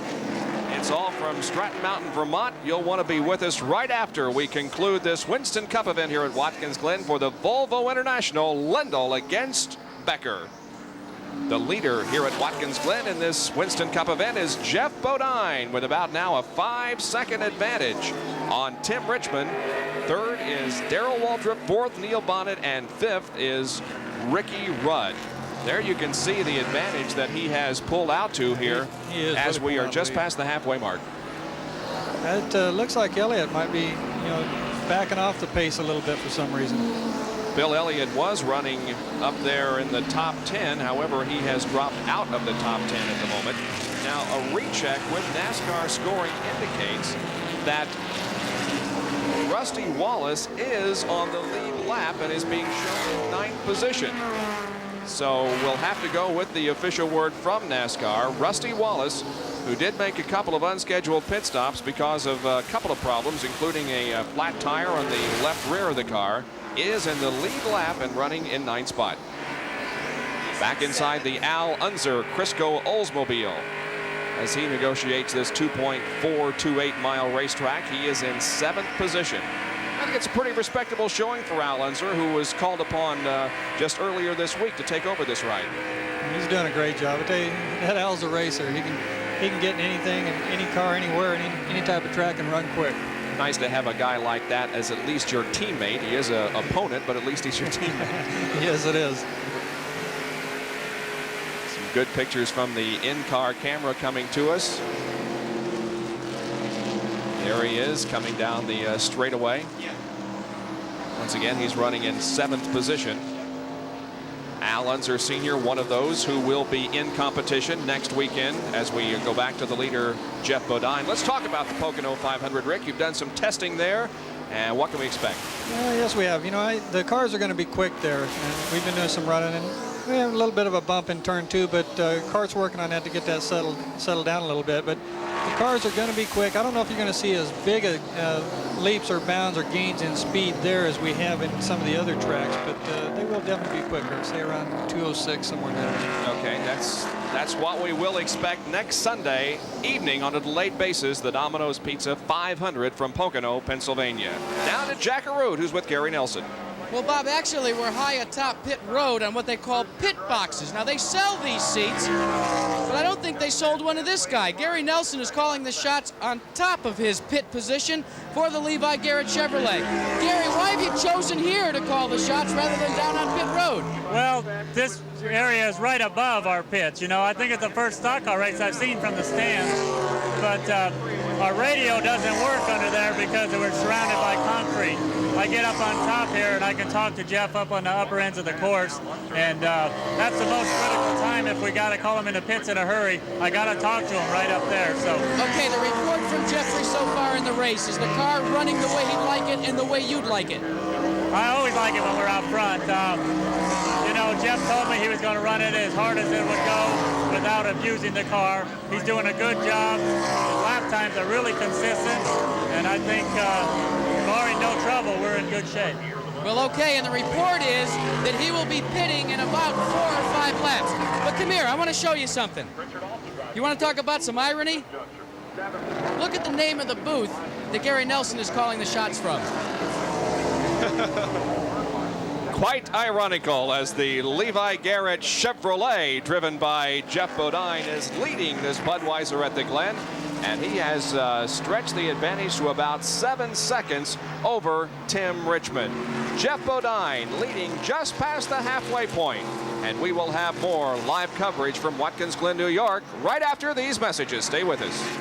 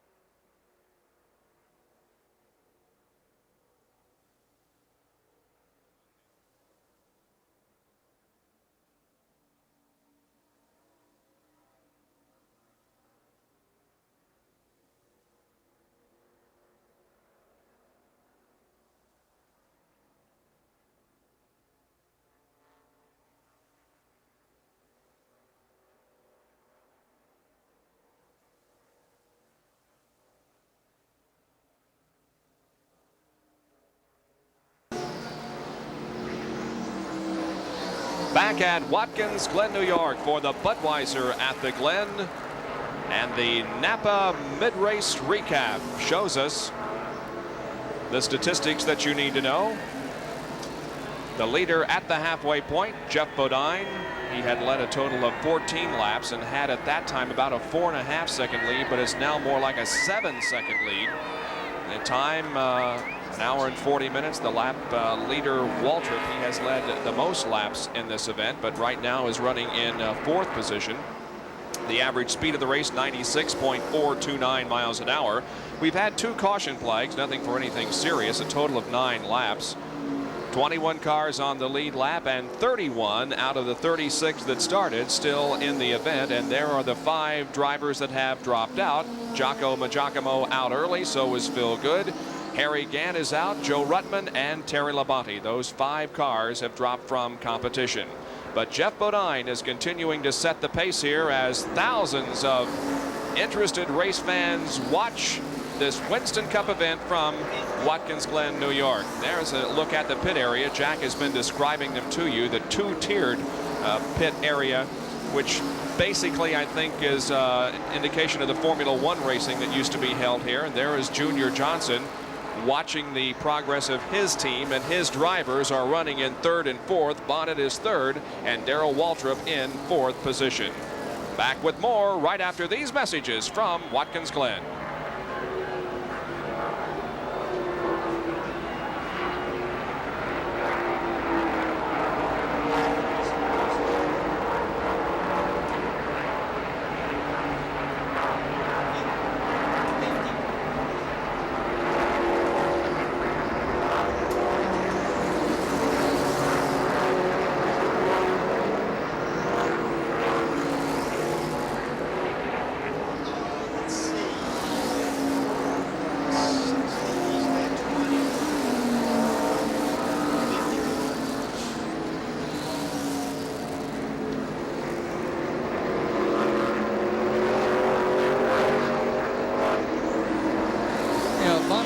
Didn't they have Waltrip ahead on that list? 1-2, 1-2, 1, 2, 3, 4. Is that as loud as it gets? No. We're switching. We switched mics. You may need to reset some levels. Yeah. They've been switching back and forth. Do you hear me? 1, 2, 3, 4. This will be about. Yeah, we probably will. Okay, I switched to this one. Okay. 1, 2, 3, 4, 5, 6, 7, 8, 9, 10. Very little. I need more volume. Thank you, sir. 1, 2, 3, 4, 5, 6. That's nice. Thank you. We'll just live with it this way. I'm sorry. What'd you say, John? Okay. Okay.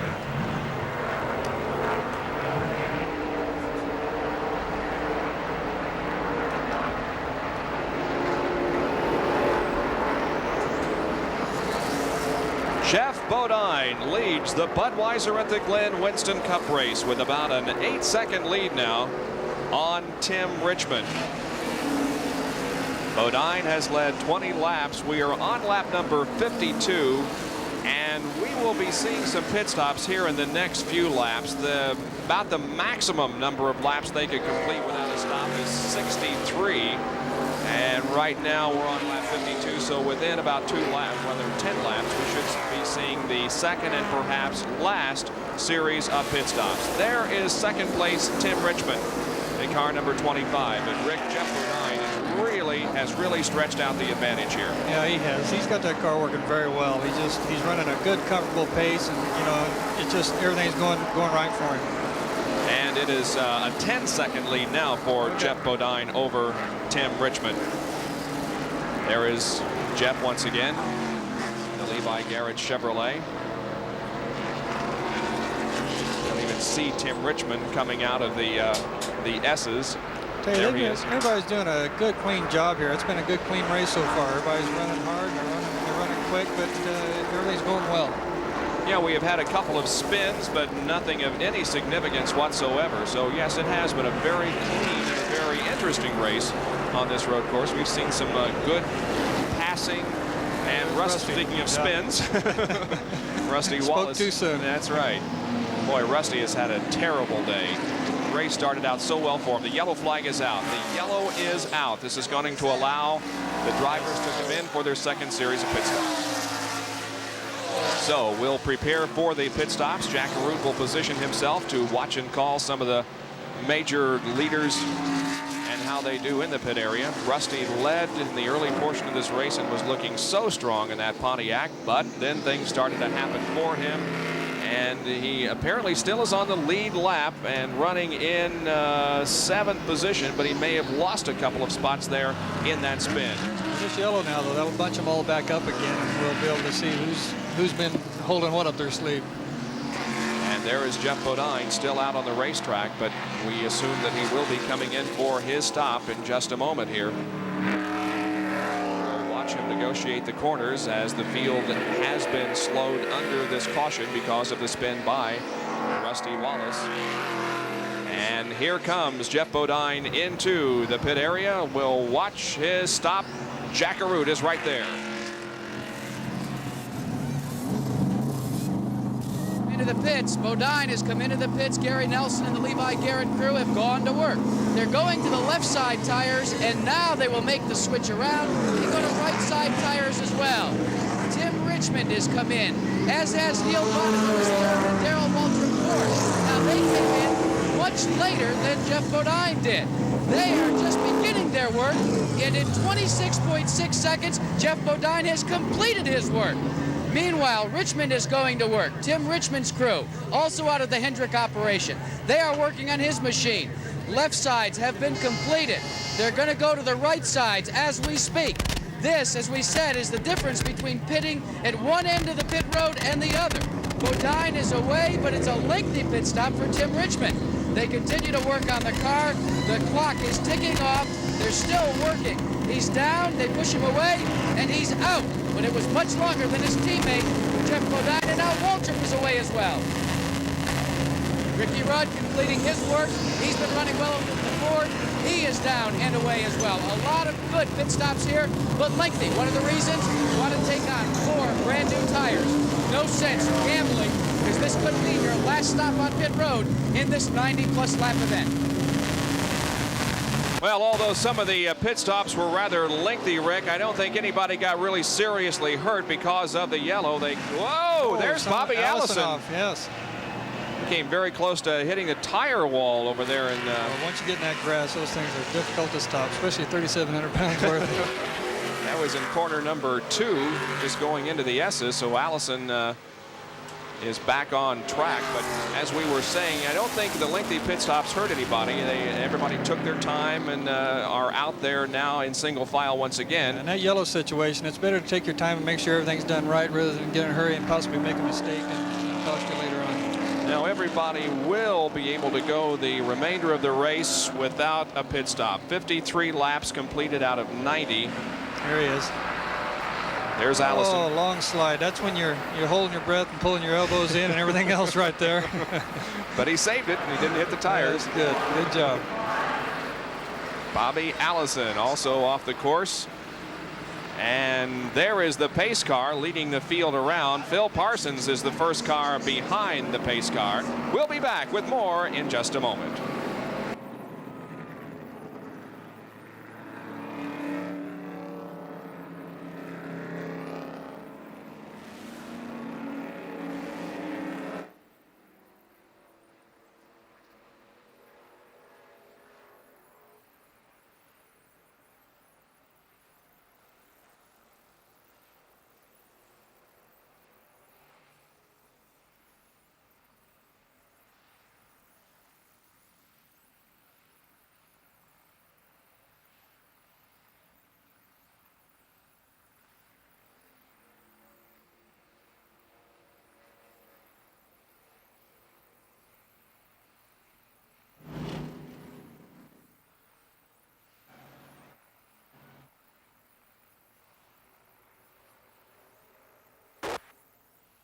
If anything, we may be just a hair over halfway on the brake wear.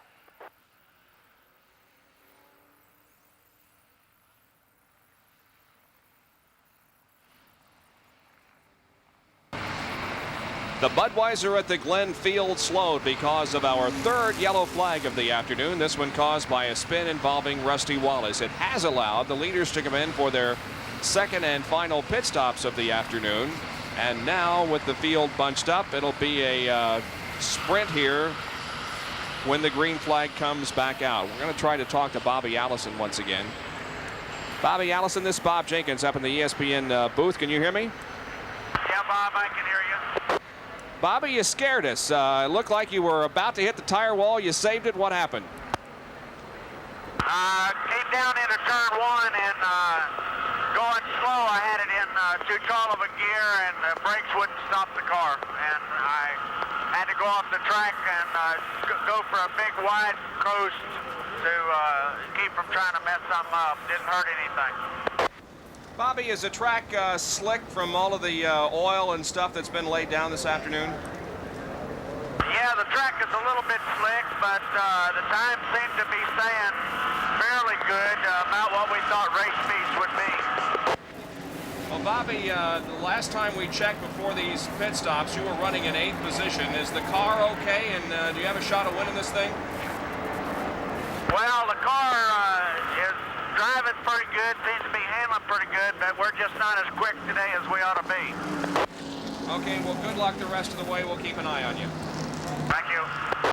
Bobby Allison, and a synopsis of how his race is going.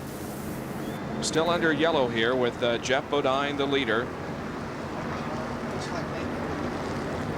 And in 2nd position is Neil Bonnet. 3rd is Tim Richmond. 4th is Darrell Waltrip. And in 5th position, unofficially at the moment, is Ricky Rudd. So we'll take another break during this yellow and come back with more from Watkins Glen, New York.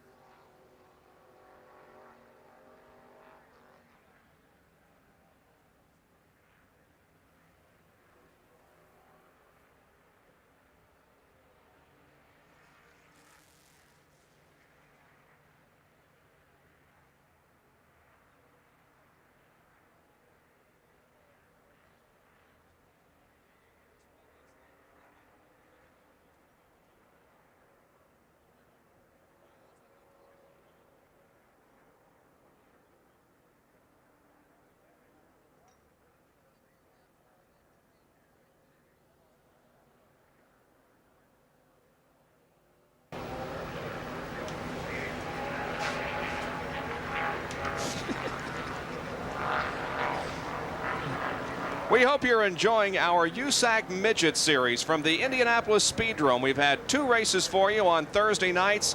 They begin at 10 o'clock Eastern Time. We'll have a 3rd this coming Thursday night. Now, Bev Griffiths, of course, the female driver, won the 1st Thursday night, and last Thursday night, Mac McClellan drove a superior race to win the USAC Midgets at the Speedrome. It's an exciting type of racing. We hope you'll be with us at 10 o'clock this Thursday night for race number 3 in our USAC Jolly Rancher Midget Speedrome Series. Well, we talked about the fact that they've had their 2nd series of pit stops, but can they go the distance without another stop? Jack, what about it? Well, we talked to Harry Hyde, the crew chief on Tim Richmond's car. He said we wish we had 2 more laps. They're not going to be able to go the distance, they don't think. They said it's marginal. We checked with Junior Johnson down on this end. He said it's marginal for them as well. They've been huddled all during this caution, trying to determine just how far they can go. They're going back to green flag racing. Whether they'll be back in the pits or not, nobody knows right now. The green flag comes out once again, and the race is on. Jeff Bodine is your leader. He goes to the inside and passes Tommy Riggins. Now, Tommy was on the lead lap in 16th position, but he now goes a lap down. Phil Parsons is leading this contingent. He is on the lead lap, but almost about to go a lap down with Jeff Bodine. We have 15 cars now on the lead lap. And Jeff Bodine is pulling away from everybody else once again. Yeah, you're liable to see some real racing here going on, because we heard there's maybe a few sprinkles out on the backside, and it's getting a little dark. So these guys are going to be hustling to try to stay up in front just in case it happens. That's Neil Bonnet and Tim Richmond and Darrell Waltrip running behind the leader, Jeff Bodine. Yeah, it has gotten a little darker, and we have had the reports of some sprinkles on the racetrack, so perhaps there is some concern that this thing could develop into a full-fledged rain, and we might have to stop the event. And perhaps in addition to that, Bodine, although he has led, perhaps Bonnet now and Richmond and the others will try to see if they have as much as Jeff Bodine has displayed in the first 60 laps of this race. Here comes Richmond. He's making a move. Oh, good move. Richmond takes second from Neil Bonnet. And now Tim closing in on our leader, Jeff Bodine, who has not been able to pass Phil Parsons and put a lap on him. A car comes out of the pit area, and they also have to pass him. Jack, in the pit area, what's your observations? Yeah, well, Rick was talking about the weather, and you were alluding to it as well. Knowing what we do down on pit road about the big question mark about fuel, I'd ask Rick, as a driver, what kind of a decision do you make? You see the ominous clouds, you question whether you're going to be able to maybe go the distance without another pit stop. Do you drop the hammer and try and take the lead now? Or do you maybe make the choice to say, well, the weather's going to hold and I'm going to go the distance and try and conserve fuel? I think these drivers may have a very big headache before the day's over trying to make up their mind. Yeah, that's going to be a tough decision to make. It's really going to, the call would have to be just by looking at the clouds and the sky and see what it looks like. And if it looks like it's really getting dark and a very strong chance of it raining, I'd say I'd have to go ahead and stand on it and try to get up front just in case it does. I'll tell you what's interesting. When you ask the crew chiefs what they would like the driver to do, each and every one of them said, we don't want to bring them back into the pits for more fuel, so they need to do whatever is necessary to make that car go the distance without another stop. Well, Neil Bonnet and Darrell Waltrip are involved in a real dogfight here. Bonnet right now leading Waltrip in that third position. They are going at it tooth and nail. They've had a good tight battle going all along here. They've been running close. The Junior Johnson cars battling for position out on the racetrack. And Tim Richmond is at this point showing that he would very much like to see if he can pass Jeff Bodine. They come down the straightaway here. That is again Phil Parsons in the lead with Richmond behind him. And then this contest for third position. That number 29 machine there is being driven by George Fulmer. And here we are inside Al Unser Sr.'s car once again. Al Unser Sr. at last report was outside of the top 10, but in about 15th position after an off-course excursion and some other problems that have plagued him. Quite honestly, there were a lot of people going into this race based on Al Sr.'s qualifying performance in this car, knowing that he has a lot of road racing experience in Indy cars, thought that he had a real shot at this, but it doesn't appear as if it's going to happen. There is George Fulmer now that is sandwiched between Neil Bonnet and Darrell Waltrip. Waltrip having a bit of a difficult time passing him as they come off of the S's, corners number 2 and 3. We understand that Al Unser Sr. is in the pit area in that number 88 machine, our in-car camera, and the problem may be a gearbox problem. There he is. Jack Arute, perhaps you can confirm. Indeed, it is a gearbox problem. They have lost second gear and third gear, and now they're in danger of losing fourth gear as well. Buddy Baker, the crew chief, told me just moments ago, and when it rains on our parade, it rains on hard.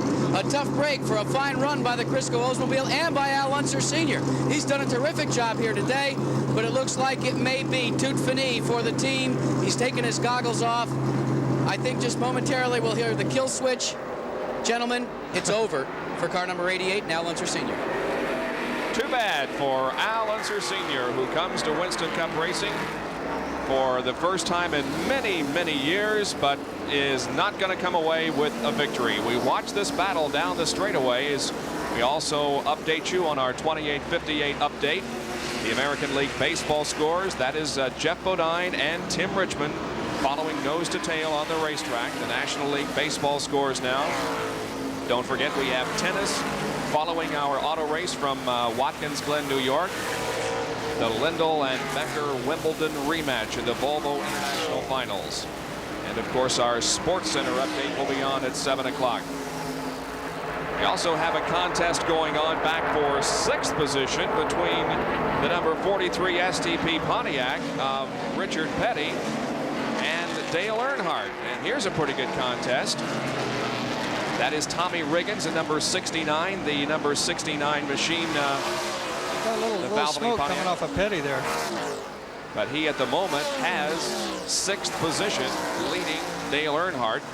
And Dale has really not been a factor in this race, at least to this point.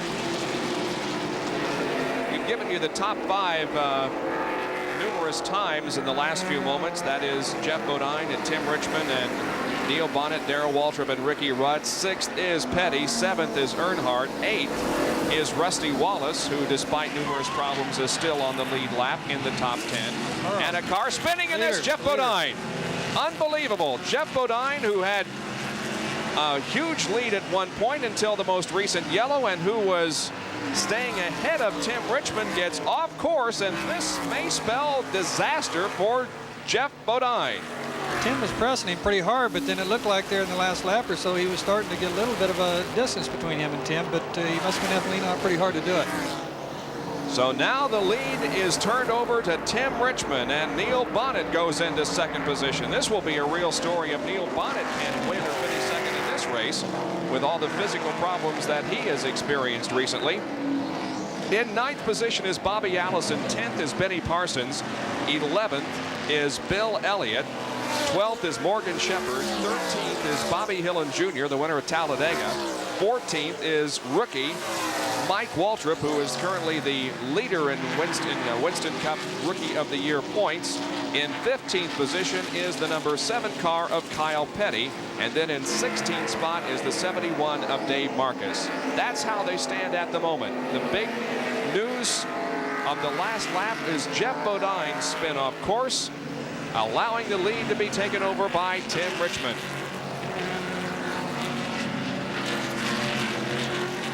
The rest of the field there is the Bobby Allison, Benny Parsons, and Jeff Bodine, who is now back in about 11th spot. He lost that much in just that little spin. And Richard Petty is continuing to smoke, Rick. He's still smoking. It's can't really tell if it's getting any worse or not. It seems to, a little worse on different parts of the track, but that could be a problem later on. It's been a very consistent, quite a bit more there as you come off the corner. Very consistent and a very good ride for Richard Petty, who's the only driver in the race that ran here 21 years ago. He has 5 wins on road courses, all of those coming, of course, at Riverside. His last victory was in 1977. This was his 1,004th career start here at Watkins Glen this weekend. He's currently 14th in the point standings. There is the leader, Tim Richmond, from Dooley, North Carolina, by way of Ashland, Ohio. And Tim Richmond has been so consistently good in the last few races, and he's leading here today. We'll be right back.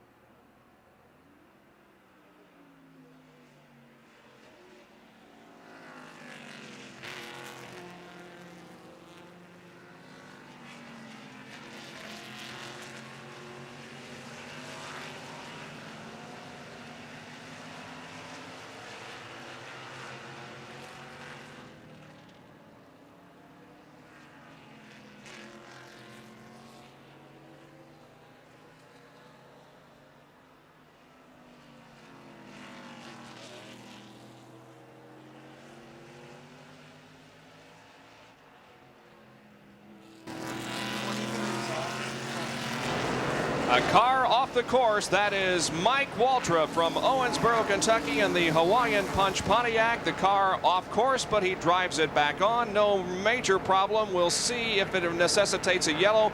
I don't think it's going to. It occurs in turn number 1, and Mike is back underway, so no yellow. Now, Richard Petty in number 43 has been smoking. We have noticed it the last few laps. Word is that he might be black flagged. We'll watch for him to come around to see if Harold Kinder does give it to him. But it's pretty obvious, Rick, that smoke is coming from that car. It is smoke. It seems to be staying about the same, but you know, it could be getting a lot of oil on the windscreens of the cars behind him or something like that, making the track a little slipperier also. Well, he did not get the black flag, so they're going to allow him to stay out there. He is right behind Dale Earnhardt, and he was running ahead of Earnhardt until just the last couple of laps. And right behind Richard Petty, eating that smoke, is Rusty Wallace in the number 27 car. He's also been smoking a little bit there too. Wallace has too, so it's you know, got both of them running together there. That is 5th, 6th, and 7th. Earnhardt 5th, Petty 6th, and Rusty Wallace in 7th position. And the car right ahead of all of this is Ricky Rudd in number 15, and he is in 4th. So still continuing to have a very good race here, and they're not getting spread out by any means.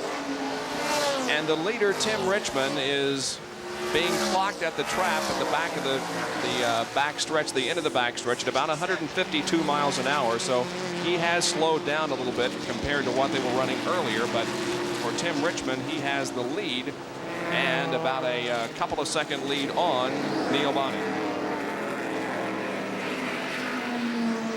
And the black flag this time is being displayed. It is being displayed to Richard Petty. Harold Kinder waving the black flag, telling Richard Petty that he must come into the pit area to have that car check over to see if it is indeed leaking fluid. That's got to be a tremendous disappointment for Richard, because he has been very consistent today and looked very, very good. And I'm sure you've experienced this before, Rick, when you're black flagged. You hate to see that black flag, you know, even though it is smoking or oiling or whatever. You hate to see it when everything's working and you're still running. If it's bad enough the car's quitting anyway, then you don't mind it. But when it's still going, you hate to see that black flag. He is still running well. And you can see Dale Earnhardt making a gesture to Richard as if to say, I assume that you saw the black flag and will be leaving the race course. We'll see if Richard does heed the black flag, but I'm sure he will. Richard Petty, of course, from Randleman, North Carolina. Currently 14th in the Winston Cup standings. His best finish this year has been a 3rd. That occurred earlier in the year at the 500-mile race in Rockingham, North Carolina. Has not had good finishes recently. He's coming in. Yes, he is. His most recent best finish was a 6th at Riverside. He's in the pit area. Jack Arute is in the STP Pontiac pit area. Richard Petty comes to a screeching halt. The STP Pontiac. Dale Inman stops him. They go to the back of the car in the trunk where the dry sump system is located. They check that. It seems to be clean and dry, so that's not where it's leaking. They look underneath the car. They can't find anything wrong. They fill it with fuel, and they send him back in. And you can see that Dale Inman is pointing right now to the ground, saying there isn't anything on the ground. We're not leaking anything. I'm going to jump in here and see if we can get a word with Dale to see what the problem is. Dale. There certainly didn't seem to be anything on the ground. Where did they say they thought it was coming from? Jackie, I don't know. I mean, it's definitely smoking, but they might be a little bit getting on the brake rotors or something like that, and they're terrible hot and making a lot of smoke. I tried to talk them out of it, but they didn't want to listen to me. Well, that's the story in a tough break, especially on a road course, because you can't see it and maybe tell them where you think it's coming from. I know that, and they've been some cars that smoked all day, but we'll just have to live with it. Well, they're going to have to live with it. A tough break for Richard Petty. Yeah, it's also a tough call for the NASCAR officials to really throw that black flag. There is Eddie Bierschwal in car number 64, who is off the track and receiving some assistance from corner workers. Bierschwal in that number 64 machine, the Sonny King Ford. Eddie from San Antonio, Texas, trying to get him restarted, but I don't think they're going to have much success. So we'll continue to watch Richard Petty to see if that smoke continues, and whether or not he can build up the advantage and the position that he had at one point. There is Jeff Bodine, who's also continuing to try to thread his way back up through traffic. He is not doing real well. He's back up to 8th, but still a lot of cars between him and the leader, and a lot of racetrack besides. Jeff Bodine spinning while he was in the lead and has been trying to catch back up ever since. Tim Richmond continues to be our leader. Bonnet second, Waltrip third, Rudd fourth, and Dale Earnhardt now running in 5th position. Bodine, as we said, in 8th. Chemung, New York chauffeur. Not too far from Watkins Glen. That's a 4.5 second lead for Tim Richmond at this point. There, once again, we see the battle of the Junior Johnson cars, and they've switched positions in the last lap. It's now Darrell Walter who has moved into second. And he just waved to him when he came off the corner. Little friendly wave there as Darrell went around Neil Bonnet. Oh, we have a problem, and a yellow flag is out. Bobby Hillin Jr. spinning. And Richard Petty almost making contact with him. I don't think there was any contact, but it sure was close. And now, just a slight tap is all. Yeah, now this will bring everybody in for a pit stop, and it will eliminate the possibility of everybody running out of fuel with just a couple of laps to go. Petty is back underway, but we now watch the leaders to see if they choose to make a pit stop, and we are sure that they will. This is our 4th caution period of the afternoon. There is Tim Richmond slowing down for an apparent pit stop. That's a great break for Jeff Bodine to be able to help him bunch back up, catch up with everybody. Keep going. And there is Tim Richmond moving off of corner number 7 and entering pit road. The leader is in the pits. Let's go once again to Jackaroo. All of the top runners bring their presence known onto pit road. Tim Richmond is the first one to come to a stop. Darrell Waltrip is second. And now Neil Bonnet has come to a stop. All 3 of them are going on side tires. They're also cooling down the brakes on Neil Bonnet's car on the right side. Waltrip is just about complete. No, they're going to go to 4 tires on Waltrip's car. Likewise on Neil Bonnet's car. On Tim Richmond. All 3 crews working almost in unison. Taking a look here. Who will be first? Waltrip is down and away first. It'll be Waltrip, then Bonnet, and it'll be Tim Richmond taking up 3rd. So the Junior Johnson team does its work. The Junior Johnson team does its work and gets their drivers out front. That's a great deal. You talk about what a relief. That pit work, the guys make a tremendous job like that. When you can make a pass in the pits, it's a good feeling. No, we say it time and time again, and I know people get tired of hearing it, but indeed a race can be won or lost in the pit area. Sure can. That could be the situation that we face here this afternoon. As Bobby Hillin's car is still stalled on the racetrack, this will necessitate a wrecker to the area to get it off. Meanwhile, it's going to be Darrell Waltrip leading this race, Neil Bonnet in second, and Tim Richmond third as the result of pit work. We'll be right back in just a moment.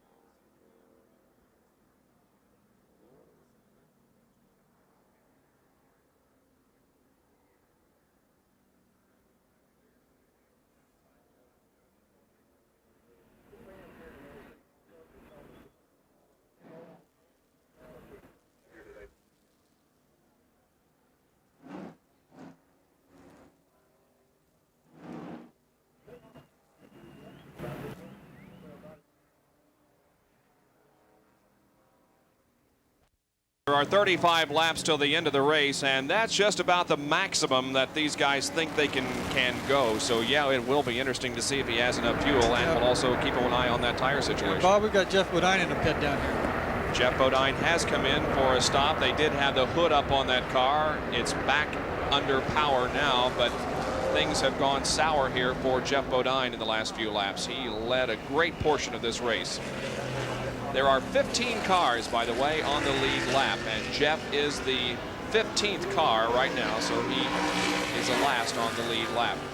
Running in 14th position, by the way, is Mike Waltrip, then Richard Petty in 13th, 12 is Dave Marcus, 11th is Morgan Shepherd, in 10th position is, number 7, Kyle Petty would be in that spot. Bobby Allison is 9th. Ricky Rudd is 8th. 7th is Benny Parsons, who's driven a fairly consistent race and who's going to the Bondurant driving school and competing in some GTO races. Has apparently paid off for him this afternoon. Rusty Wallace is in 6th. Dale Earnhardt 5th. 4th is Tim Richmond. 3rd, Neil Bonnet. 2nd is, of course, the number 11 car of Darrell Waltrip, and in the lead at the moment is Bill Elliott with 14 laps to go, and it seems as if the green flag will be coming out here in just a moment. Cars come off of corner number 7, or at least approach corner number 7 with Bill Elliott in the lead. Now he begins to pick up the pace as the cars come off the corner. The pace car dives to the inside, heads for pit road. The green flag comes out, and we're racing once again. Now let's see what Darrell Waltrip does. Let's see if that tire vibration is going to be a problem for him if he can pass Bill Elliott. He held him off for the first turn. When you have a problem like that, you tend to kind of sneak up on it a little bit that first time through the corner just to make sure. The real battle at this point is for 3rd position, as Tim Richmond would like to take over 3rd from Neil Bonnet. But now Tim falls in behind Neil as they head single file up the hill slightly into corner number 4, and now on to the backstretch. Bill Elliott leads him down. Darrell Waltrip is right behind him. Here comes Tim Richmond on the inside of Neil Bonnet to try to take that 3rd spot. He's going to do it. Got it. And let's watch Earnhardt. Ooh, Earnhardt and Bonnet go in side by side. Sorry, I thought that was Bodine coming up there, that yellow nose. That's Dale Earnhardt, and he wasn't able to pick up the spot, but Tim Richmond has gained 3rd now with Neil Bonnet in 4th and Earnhardt in 5th position. Now we have a change of leader as Darrell Waltrip was able to pass Bill Elliott, and Darrell Waltrip goes back into the lead. That is our 9th lead change of the afternoon. Now let's see if Tim Richmond can make a move on Bill Elliott as they head down the straightaway. This is one of the areas of the racetrack that we have seen most of the passing going into corner number 1. He's inside. Oh, he almost touched, but Tim grabs the spot. Close running here. So it is Tim Richmond in 2nd position. We'll take a look at the lead change once again, as Waltrip chose the outside to pass Bill Elliott. He must have really got a good drive, coming off of turn 5 there to be able to pull out around him that early in the straightaway. He's working well. But he is not pulling away from the rest of the field by any means. As a matter of fact, Tim Richmond is right on his back bumper. Now it's about a 1 or 2 car length advantage. The advantage that Waltrip has, and Bill Elliott getting a little high in that corner. Getting the car just a little bit sideways, but he did not lose that position. We're in the closing stages of this 90-lap race here at Watkins Glen, New York, and look at Tim Richmond right up on the back bumper of Darrell Waltrip. Tim has had such a great season recently. In the last, 7 races, if you throw out a 15th place finish that he had at Michigan, he has had a second, a first, a first, and a second. And he has been really competitive all race long. He was our pole sitter. Did have a problem at the beginning of the race with the engine missing, but they switched over to the backup ignition system, and he has been leading or hot on the tails of the leader ever since that point. Tim Richmond in second position. He and Darrell Waltrip are really having a battle here in the closing stages of the Budweiser at the Glen. You know, the Elliott here, he didn't make a pit stop there, so he doesn't have the fresh tires on, and he may just be kind of trying to hold on here until these guys run the tires off a little bit, and then it'll equal up a little bit more. And Tim Richmond goes into the lead. Tim Richmond becomes our 10th lead change of the afternoon. Only 5 leaders, but we have had 10 lead changes. Now Tim Richmond begins to stretch it out just a little bit on Darrell Waltrip. Waltrip and Tim Richmond, you'll recall, battled almost side by side to the final checkered flag at Riverside earlier this year, a race that Waltrip won, but it was a close battle with Richmond, and they're in the same kind of a duel here this afternoon on the road course. They cross the stripe once again and complete lap number 79. We've got 11 more circuits to go. There's a good look at Tim Richmond, who gained some experience on this track driving an IndyCar, as you heard him say before the race began. Would you like to see IndyCars run here, Rick? I would. I enjoyed this track very much so, and we run here is a good track for us. And it's a nice area. It's a beautiful area besides, so I've always enjoyed coming here. It really is one of the most beautiful areas, I think, in the entire United States. This Finger Lake system, and there are some tremendous rock formations and gorges and waterfalls and that type of thing that make this area just unbelievably beautiful. Now they're running in single file now. Dale Earnhardt and Rusty Wallace here are running for the spot. Right now it is Earnhardt in 5th position and Rusty Wallace in 6th, but they're running very close together out there on the racetrack. He's done a great job coming back, you know, from the earlier problems with the smoking and the flat tire and things like that. It's really working out well for him. Yeah, I think if I were to vote on a hard luck award of the day, it would have to go to Rusty Wallace. I think so too, definitely. He has led this race and has experienced numerous problems, but he, through all of this, has remained on the lead lap and is in 6th position. Single file down the straightaway once again. Bill Elliott still running in 3rd. There's Neil Bonnet, and there is Dale Earnhardt and Rusty Wallace. Earnhardt in that Wrangler Jeans machine, car number 3. He, of course, is the current Winston Cup points leader, but he is only just a few ahead of Darrell Waltrip, and Tim Richmond is in 2nd position, 161 points behind Dale Earnhardt is Darrell Waltrip. Tim Richmond is 3rd in the point standings. Dale Earnhardt's best finish recently was a 7th at the Pocono 500. So we are just about 10 laps from the conclusion of this event now. We'll see if Tim Richmond can hang on for the win after this.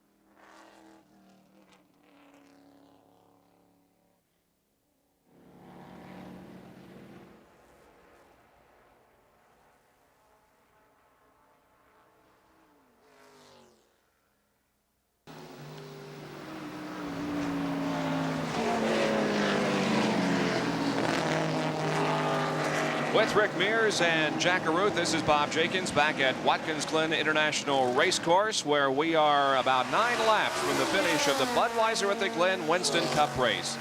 It is Tim Richmond who is in the lead, followed by Darrell Waltrip, then Bill Elliott, Neil Bonnet running 4th, and Dale Earnhardt in 5th position. You know, we were going for a record when we began this race today. If there was going to be a new winner this year, it would be the 13th different driver to win a Winston Cup race in 1986. And there have been 12 different winners to date this season, and that ties a modern-day record Since 1972, there were 12 different winners in '83 and in '84 and here in '86. But the next time we have a different winner, it will set a record for Winston Cup modern day racing. Now, both Tim Richmond and Darrell Waltrip have won in competition this year, and so has Bill Elliott. But when we get back to the 4th place runner, that is Neil Bonnet. He has not won on the Winston Cup Trail this year, so he at the moment is the most likely to perhaps continue this string of 13 different winners. Now we have a battle between Earnhardt and Bonnet. Earnhardt looking to the inside of Neil at the end of the straightaway into turn number 1, and Earnhardt still with that inside advantage as they swing through the S's. He's really putting a challenge on Neil Bonnet at the moment. They're both leaning on pretty hard. You see him sliding sideways around turn 5 there, and using him up pretty good. So they're going to have a good battle all the way to the end here, I believe.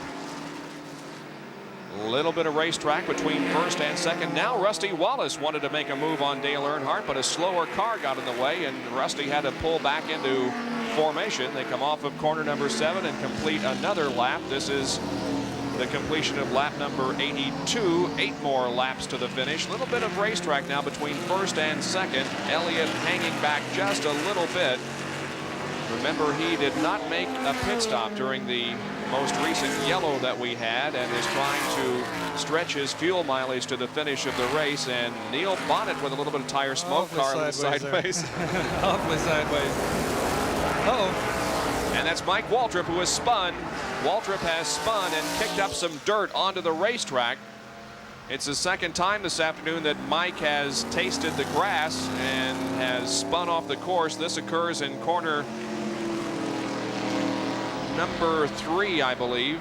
At any rate, Waltrip is back under his own power. It does not necessitate a yellow, and it appears as if he has had some contact with the retaining wall, if not in that incident earlier in the day, because the back end of that car is banged up a little. There once again are the first two, Tim Richmond and Darrell Waltrip. Tim Richmond won the pole for this race, his 3rd of the year, and Darrell Waltrip started this race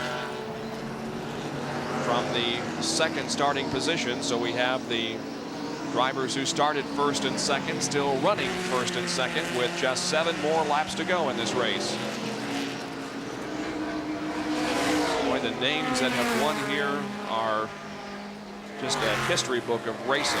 They started running Formula One cars, and we have Kyle Petty, who has gotten off course also, but it's only a momentary off-course excursion, and he's back out there. Did kick up a little dust, creating perhaps some visibility problems for some of the drivers in back of him, but Kyle is okay and back underway. Started racing Formula One back in 1961 here at the Glen. Innes, Ireland won that race. Jim Clark and Graham Hill dominated Formula One racing for about the next 6 years. Jackie Stewart, our ESPN colleague, has won here at Watkins Glen in Formula One. In fact, this is the place where he retired after Francois Sever was killed in 1973. The last Formula One race was held here in 1980. Alan Jones won it. Gilles Villeneuve, also a former winner. And now we have Dale Earnhardt really putting a challenge on Neil Bonnet for that spot. That's the battle for 5th position. He set him up coming off that corner to get a run at him, and it looks like it's working. Let's see what Dale does. He's down to the inside of the racetrack, headed for turn number 1. We've seen numerous passes here today, and we see another one. Earnhardt goes into 5th spot. And Rusty Wallace, I think, wanted a little bit of that Neil Bonnet car, too, at the end of the straightaway, but he could not make... And Mike Waltrip continues to have problems. He is obviously experiencing some serious problems, and Bobby Allison is also off in this same corner. There may be some oil in that area. Mike Waltrip slides off course, and right behind him, Bobby Allison. But both are going to get back on track and continue in the race. Bobby Allison was running in 11th position when that incident occurred, and Mike Waltrip was running 15th. So it was a couple of cars on the lead lap, but neither one of them in contention for the win here. Now the leaders approach Chet Phillip. And he is passed easily by Tim Richmond and now also by Darrell Waltrip. Also, some Also, some of those problems too. This late in the race, or the brakes can be going away, and it's it's very easy to get in too hot like that this late in the game, and have the brakes fading on you, get off the course like that. 4 more laps to go. It is a dogfight between Tim Richmond and Darrell Waltrip. Tim Richmond with just a very few car length advantage now on Darrell Waltrip.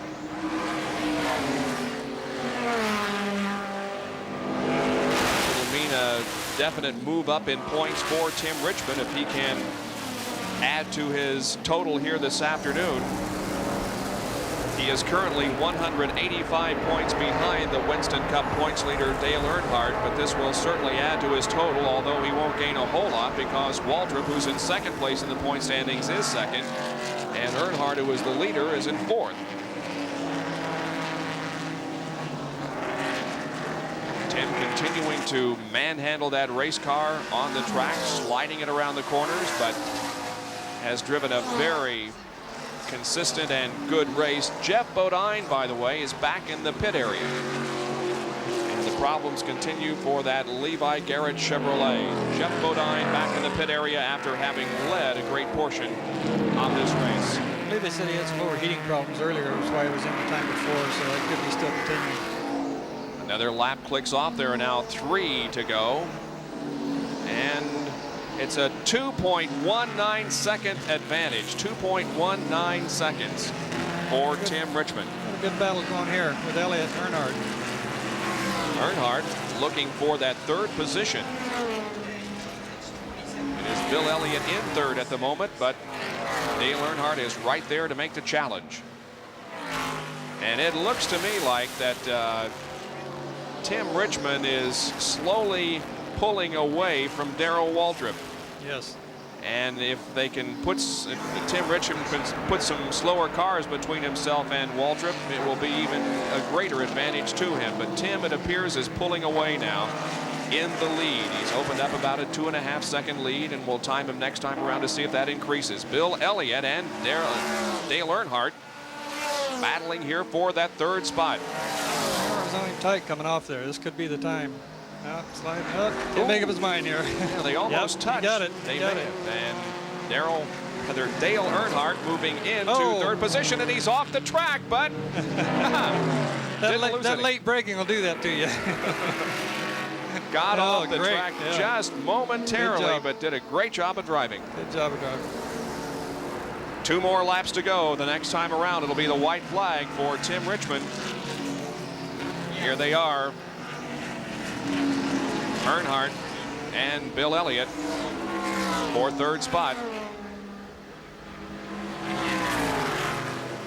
Earnhardt now may be able to pull away from Bill just a little bit, as Elliott may still be concerned with the fuel, although he would be going for it at this point with less than 2 laps to go. That Elliott's been looking awful loose over the last couple laps too. He's really been having to, not pitting for tires and everything. I'm sure the tires have gone up quite a bit, and he's really doing a lot of slipping and sliding there. But you got to wonder if that wasn't really a pretty smart move for Bill when he decided not to come in on that last yellow flag. Oh yeah, I think it was. I think it was a good move. Less than 2 laps to go now. Earnhardt now begins to put some distance between himself and Bill Elliott. And it appears as if Tim Richmond has at least one slower car between himself and Darrell Waltrip. So it's looking pretty good for Tim Richmond here. He comes off of corner number 7. The white flag is out. The last lap, the Budweiser at the Glen. Here they come down the straightaway. It's a 1.15 second advantage for Tim Richmond. If Darrell Waltrip is going to make the move, he's going to have to do it soon. He goes to the inside and passes George Fulmer, a slower car. Look at Earnhardt get sideways coming off of corner number 1, but he keeps that third spot. Yeah, these guys are working here. They are working good. Tim Richmond is pulling away, it appears, on Darrell Waltrip.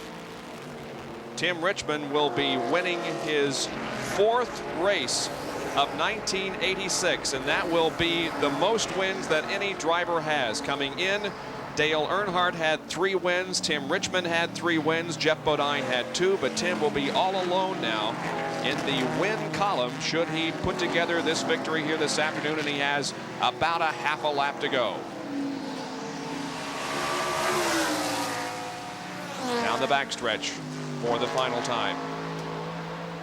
It's still about a 1 second lead for Tim Richmond, but he's looking very, very strong. He's in corner number 7. Tim Richmond is about to win the Budweiser at the Glen. He raises his hands, comes off the 7th corner, gets a little bit sideways. The back tire's off the course, but it doesn't make any difference. Tim Richmond has won the Budweiser at the Glen. Finishing second was Darrell Waltrip, and third place went to Dale Earnhardt, fourth to Bill Elliott, and unofficially in 5th place was Neil Bonnet in an outstanding performance here this afternoon after having some serious questions about his physical ability to go this entire distance, but he does, and Neil Bonnet finishes 5th. 6th unofficially was Rusty Wallace. 7th was Ricky Rudd. 8th was Benny Parsons. 9th, Kyle Petty. And 10th was Richard Petty. So the Pettys finished unofficially in 9th and 10th. 11th was Morgan Shepherd. 12th was Bobby Allison, despite some agricultural racing late in the event. And 13th was Dave Marcus in car number 71. Tim Richmond from Dooley, North Carolina, by way of Ashland, Ohio, has won the Budweiser at the Glen Winston Cup race. And he will be going into victory lane to talk with Jack Arute right after this.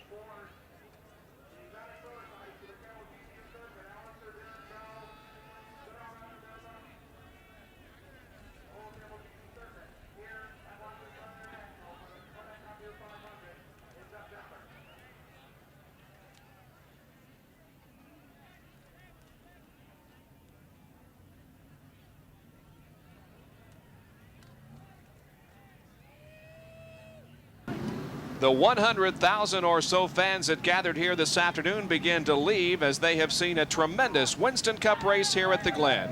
The winner, Tim Richmond. Second, Darrell Waltrip. Third was Dale Earnhardt. Fourth, Bill Elliott. Fifth, Neil Bonnet.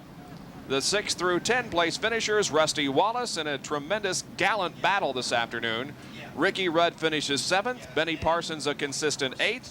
Kyle Petty, a couple of off-road excursions, but he finishes 9th. And Richard Petty, after a black flag and a couple of other problems, finishes in 10th position. So an excellent race, Rick. Yes, it was. You know, I got to commend these guys. They just did a tremendous job on the track today. You know, I think a lot of people expected some, a little more crashing and attrition and that kind of thing, and it didn't really happen. And just, you got to commend the drivers and the crews for the great job all of them did. You're absolutely right. I think, well, of course, a lot of this is brought about by the press who say, oh, there's going to be a lot of crashing and the guardrails are just too close to the racetrack. You can slide off at Riverside and slide in the sand and never hit anything, but they were predicting some perhaps serious crashes here at Watkins Glen, but it just didn't happen, and it was a great race. Yes, it was. Well, let's go down to talk to our winner of the Budweiser at the Glen, and the winner's circle interview is being brought to you by Goodyear Eagles. You either either have Goodyear Eagles or you need them. Here's Jack Arute. Well, who says road racing's a bore? Congratulations, Tim Richmond. That was one whale of a run. I tell you what, there was a lot of tough guys out there, and we held back a little bit there for a while to just make sure we had the brakes to be able to race them at the end, and the car worked great. I mean, Harry Hyde and the whole Folgers crew, they're making me look real good, and they're making it a lot easier on me to win races, and I can't take much credit because they're the ones that put this equipment under me, and Rick Hendry. And I want to say hi to Rick's mom down in Charlotte. She was sick, and my sister in Ohio in Ashland, the Wales rib down in Deerfield, but they're going crazy now. Anyway. Hey, listen, 4 wins. Now you're the guy that's leading. You've got 4. Earnhardt had 3. You've moved into the leadership role. What about the Winston Cup points chase? You said all along that we're going to be in it by the end of the year. This has got to make it one more mark, even though you gained just a few spots over Waltrip and Earnhardt and the rest of them. Well, some drivers seem to think that the media and the paper and hey, Harry! Hey! Boy, there you go. Now, there's a guy, Harry Hyde, that is absolutely proud. Harry, at the beginning of the year, you said that Tim Richmond was really going to be the cat to be dealt with. Now, how do you feel about it? Well, I think he's great. I couldn't say enough for him. He just run a beautiful race all day, kept his cool, run smooth, and, it just proves he's a champion. He's a champion all the way. Well, I'll tell you, we've got Rick Hendrick here also, and this is a guy that we normally don't get to see in victory lane. Rick, a 2-car operation, you've won with both of them, but this is the cat that's really getting the job done. And look what we did. We brought the old man out of retirement. How about that for an old guy? Timmy drove a heck of a race, and we couldn't be any happier. And I'm just so proud of Harry and Tim this year. And I don't know how many he's going to win. He said he was going to win 8. I think can you win 8? You still got time? I promise you I'd win 6, so I got 2 more to go. What do you think about that, Richmond? Well, I'd take it, but also the guys back in the engine shop, Mark Graves and everybody, this thing ran like a top all day, and I'm just glad to be here. But what you was talking about before about this championship thing, a lot of drivers think that talking on this thing and in the newspaper and stuff has something to do with on the track, but this thing right down here is going to do, if it can talk, it will, and if it can beat them, it will, and if it can't, then I like third, too. Well, Richmond says put your foot where your mouth is, gentlemen. Well, he didn't gain much as far as points is concerned. He's still in third. He gained 15 on Earnhardt, still 160 points behind in the battle for the Winston Cup. We'll be right back.